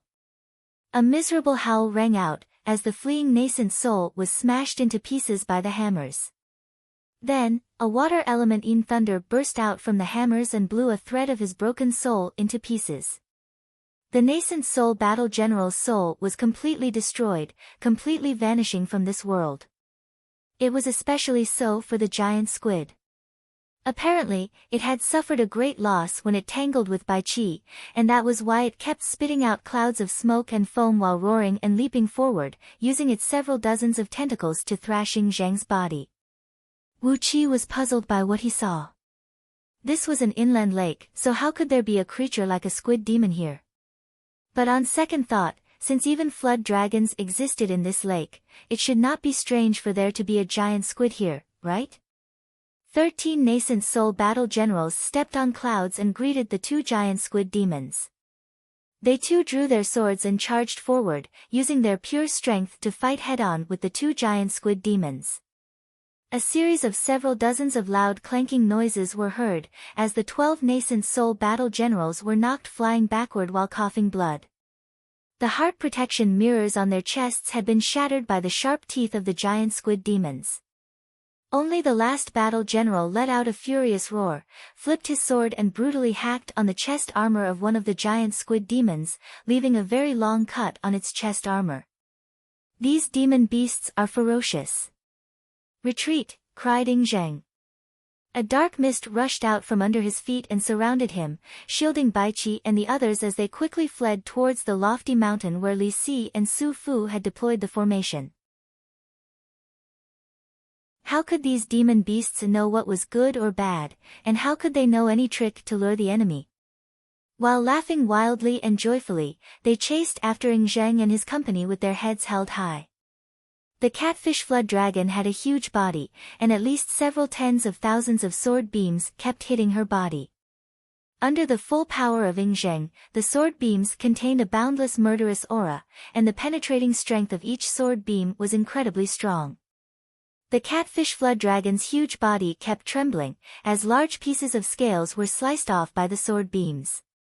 Drops of blood kept bursting out from her body, and some of the sword beams even sliced off large chunks of flesh from her body, causing pale golden blood to spray out like a rainstorm. The pain made her body shiver violently, and her body shrunk into a meatball. The bolt streaked across the sky, whistling across the distance of 100 miles.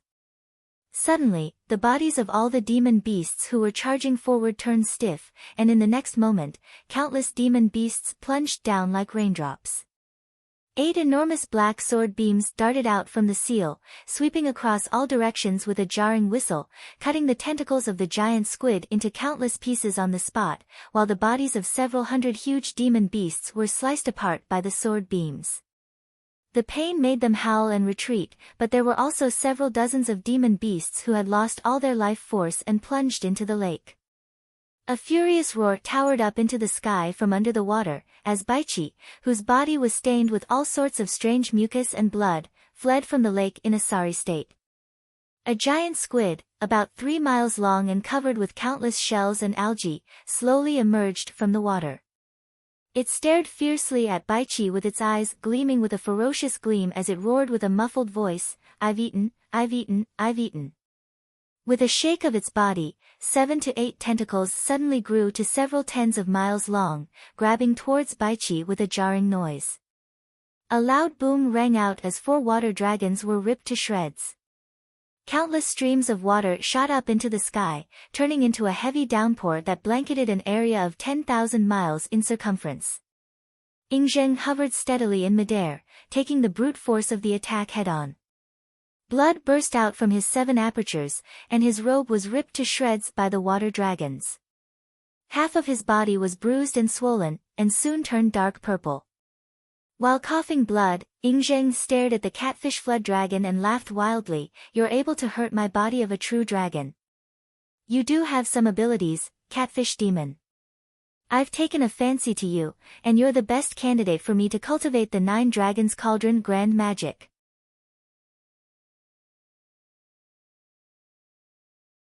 Chapter 172. A strange gleam flickered in Wuqi's eyes. Under his gaze, all the secrets of those strange bolts were revealed. The bolts were forged using the ice and snow essence of the northernmost ice and the 9 nether dark iron, which was produced in the filthy and evil land in the earth's core. They were extremely and evil, and contained a thread of evil poison that could destroy the corporeal body and soul of cultivators. During the forging process, at least 19 deadly poisons had been added into the bolts, each of which was powerful enough to kill a Jin Dan human immortal in an instant. They were one of the most vicious objects under the heaven. On top of that, the runes that Su Fu and the other practitioners had cast on the bolts were called the soul-melting spell, which borrowed the power of evil souls to melt the corporeal body of cultivators. It was a very powerful spell. When the bolts were shot at the same time, apart from those demon beasts whose cultivation base was comparable to earth immortals who barely survived, all the other demon beasts within 100 miles were killed by the bolts. Blood rained down from the sky.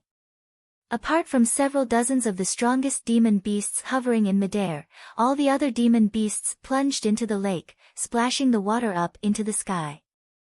Catfish Flood Dragon, who had rushed up excitedly with the black pearl in her hand, was stunned as well. Standing on a cloud, she stared blankly at the practitioners and soldiers of Dachin, who had formed a formation in front of her. She felt a chill run down her spine, and dared not to go any further. With just one strike, over 10,000 demon beasts were killed. How many demon beasts were there in the Lake of Four Waters? The formation in front of her had given her a great threat, a threat that was strong enough to kill her. After hesitating for a brief moment, Catfish Flood Dragon gave a loud cry, then stepped on a demon wind and fled toward the center of the lake. Those powerful demon beasts were not stupid. Since even the strongest overlord of the Lake of Four Waters had fled for her life, they naturally followed closely behind Catfish Flood Dragon, stepping on the demon wind and spitting clouds and mist all the way. A cold, mocking smile emerged on Ing Zheng's face as he cried out in a deep voice, "Since you've come, don't leave. Catfish Flood Dragon, you're mine, and no one can save you." In the middle of the formation, Su Fu glanced at Li Si and said coolly, "Prime Minister, please make your move." Li Si nodded his head. He took out the strange scroll and writing brush, staring at the crowd of demon beasts that were running away at top speed. Then, he casually wrote the word / on the scroll. Li Si softly shouted, "Words are the law. / kill in all directions." With a gentle flick of the brush, the word sever quietly flew out. Suddenly, it turned into a faint light that was almost invisible to the naked eye and shot forward. A series of shrill howls could be heard, and the bodies of the slowest monster beasts suddenly split open from the middle, and their internal organs and blood fell into the lake. The dozens of demon beasts in front of them roared in pain.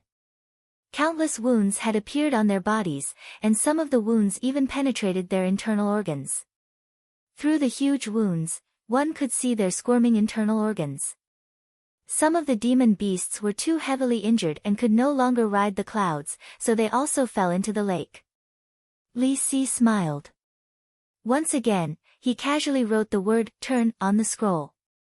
He snorted lightly and said, "Words are the law. Turn, move the stars." Then, he flicked the tip of the writing brush, unleashing a beam of light that fell onto the Catfish Flood Dragon, who was running for her life. A strange fluctuation of natural energies arose, and in the next moment, her body disappeared from the spot. When she reappeared, she was already several miles behind Ing Zheng and his company. Her body was shrouded in a dark cloud, as she was seen gritting her teeth and rushing towards Ing Zheng and his company at top speed. Su Fu smiled coolly and said, "Prime Minister, your divine ability is indeed marvelous." Suddenly, the Catfish Flood Dragon, who was running for her life with her head lowered, noticed that the scenery underneath her was different. A moment ago, it was a vast lake under her head, but now, it had turned into a mountain range. She hastily raised her head and looked ahead, and saw Ing Zheng, whose upper body was bared, looking at her with a smile on his face. The Catfish Flood Dragon cried out in shock. She opened her mouth and unleashed several dozens of water element thunderbolts, smashing towards Ing Zheng and Baiqi. After that, she turned her head and flew away in a slanted direction. The tip of Li Si's writing brush moved again, and the Catfish Flood Dragon's body disappeared abruptly. She reappeared right in front of Ing Zheng, still riding the cloud and flying towards him. No matter how she changed the direction of her flight, as long as Li Si moved his brush, she would always appear at the same spot and continue flying towards Ing Zheng. Ing Zheng grabbed and shattered the water element thunderbolt, breathed out a long sigh and said, "Evil creature, just follow me. I'll seize your blood essence and soul, and refine them into the 9 Dragons Cauldron Grand Magic. In the future, when I unify the world, I'll build an ancestral hall for you to enjoy the worship of incense. What do you think? I've already shown you a great kindness by allowing your soul to reincarnate. Could it be that you really want to be beaten to the point where your soul disperses and you don't even have the last bit of hope for reincarnation?" Flustered and exasperated, the Catfish Flood Dragon roared, "Ancestral hall? I've already become a ghost in the underworld, so why would I need an ancestral hall? How rude of you. How dare you intrude into this forest and slaughter my people?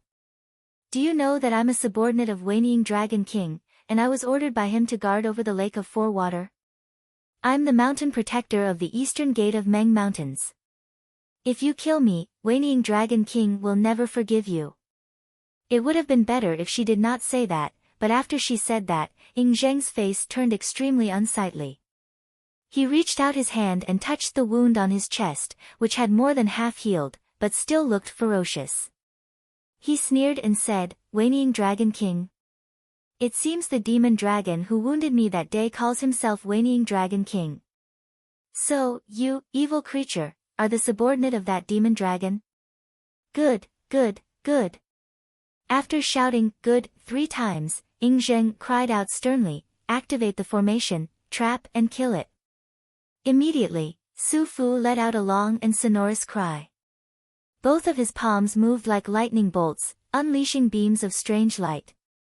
The few hundred practitioners around him struck at the same time, coordinating with the runes unleashed by Su Fu and unleashing all kinds of primordial runes. The runes unleashed by Su Fu were the trunk, and the runes unleashed by these practitioners were the branches and leaves. They circled around the trunk and transformed into a sheet of hazy light, which instantly blanketed the sky for several tens of miles in circumference, including the catfish flood dragon and all the people. Those fleeing demon beasts were scared out of their wits by the ferocious methods of Ying Zheng and his men.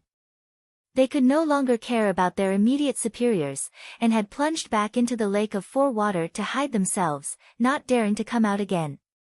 The catfish flood dragon was trapped in this small patch of sky, facing Ying Zheng and over 1,000 mighty cultivators of Daqin dynasty all by herself.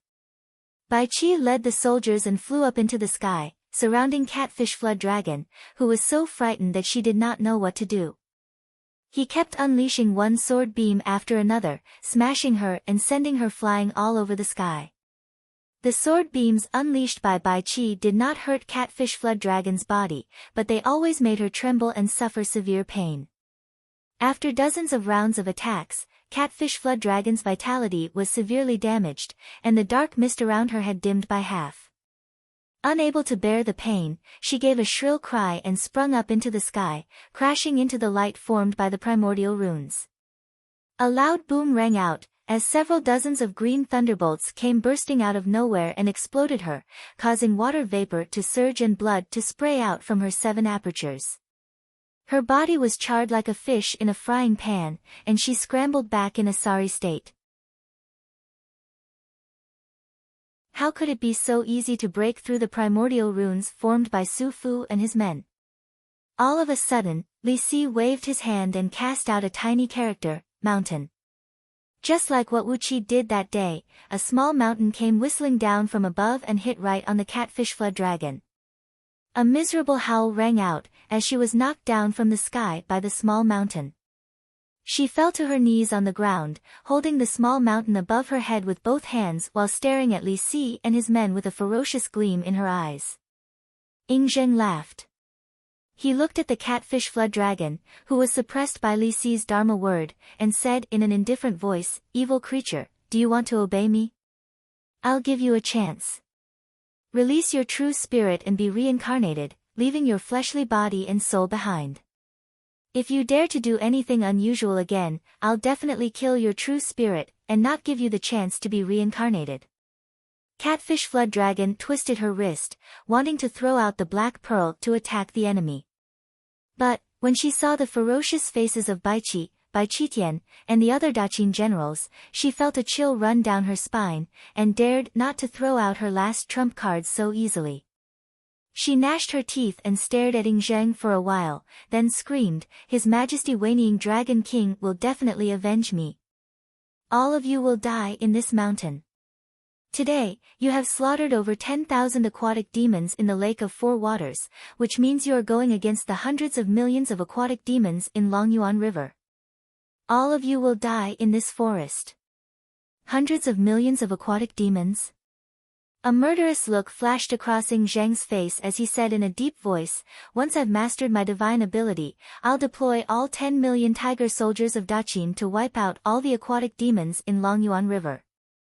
I'll kill every single one of them, not leaving a single fish or shrimp alive. Ingzheng sneered and said proudly, "That Weining Dragon King is destined to be the first dragon's soul of the second stage of my 9 Dragons Cauldron Grand Magic." He strode to a place about 1,000 feet away from the catfish flood dragon, performed an incantation gesture with both hands, and was about to grab her. Catfish flood dragon's eyes went wide. She had the black pearl in her right palm, which was holding the artificial mountain above her head, and was about to throw it towards Ingzheng. At the same time, Wu Qi had stealthily sneaked 3 feet under the ground. With such a short distance between them, Wu Qi carefully transmitted his voice to the catfish flood dragon, not letting Ingzheng and the others hear his voice. Then, he said in a low voice, "Listen up, big catfish. If you give me the black pearl and all your treasures, I'll save you from this disaster." The catfish flood dragon's eyes narrowed, and she nodded her head heavily. She was smart enough to keep her mouth shut. However, the little mountain above her head was getting heavier and heavier, making her body tremble. She could only hold the little mountain with one last breath, and she did not have the strength to speak. "Swear on your prime soul that you'll give me all your treasures, and you won't use any means to punish me for taking advantage of your precarious situation. Only then will I save you." Wu Qi smiled. Looting a burning house was also a kind of great thief. As long as it was used well, it could make people willingly give up their treasures. The catfish flood dragon took a deep breath, mustered up the last bit of her strength and roared out, "I swear on my prime soul to the heavenly fiend, that whoever can save me, all my treasures will belong to him. On top of that, I'll definitely not punish him after the incident, and I'll treat him as a distinguished guest." Ingzheng's expression fell instantly upon hearing the catfish flood dragon's loud shout. He shouted harshly, "Who's here? Who dares to ruin my plan?" While laughing wildly, Wu Qi had already sprung up into the sky from underground. Facing all the surrounding Earth Immortals and Jin Dan human immortals, he fearlessly took out over 6,000 talismans drawn by Elder Jin Dan of Heavenly Spirit sect from his storage ring. He even threw out the 5 huge talisman treasures, exhaling 5 mouthfuls of innate energy onto them. Wu Qi did not want to form a talisman formation in his Jin Dan, as it would make him unable to use any flying swords or magical treasures in the future. Although these 5 talisman treasures were very powerful, they were of little value to Wu Qi. Therefore, without any hesitation, Wu Qi took out all 5 talisman treasures and brazenly launched their last and strongest attack, self-detonation. Over 6,000 talismans exploded in an instant, which was equivalent to 6,000 human immortals of Jin Dan attacking at the same time with all their might within a distance of about 1 mile. The power of the self-detonation of 5 talisman treasures was equivalent to a desperate attack launched by 5 Mahayana Jin Dan cultivators by burning their divine souls. Such an attack had instantly sucked away all the natural energies within a radius of 100 miles. No matter it was Su Fu's talisman formation or the divine ability of Dharma word, as they had lost the supply of natural energies, they shattered with a loud boom. Wu Qi let out a wild laugh, grabbed the catfish flood dragon, and transformed into a beam of yellow light, plunging into the ground. You're tuning in to the Blissful Bookshelf YouTube channel. We're so grateful for your support, and don't forget to subscribe to join us on this incredible journey through captivating stories. Your generosity through donations truly makes a world of difference, as it's the primary source of revenue that allows me to expand and enhance this channel for you. Thank you from the bottom of my heart for being a part of this adventure.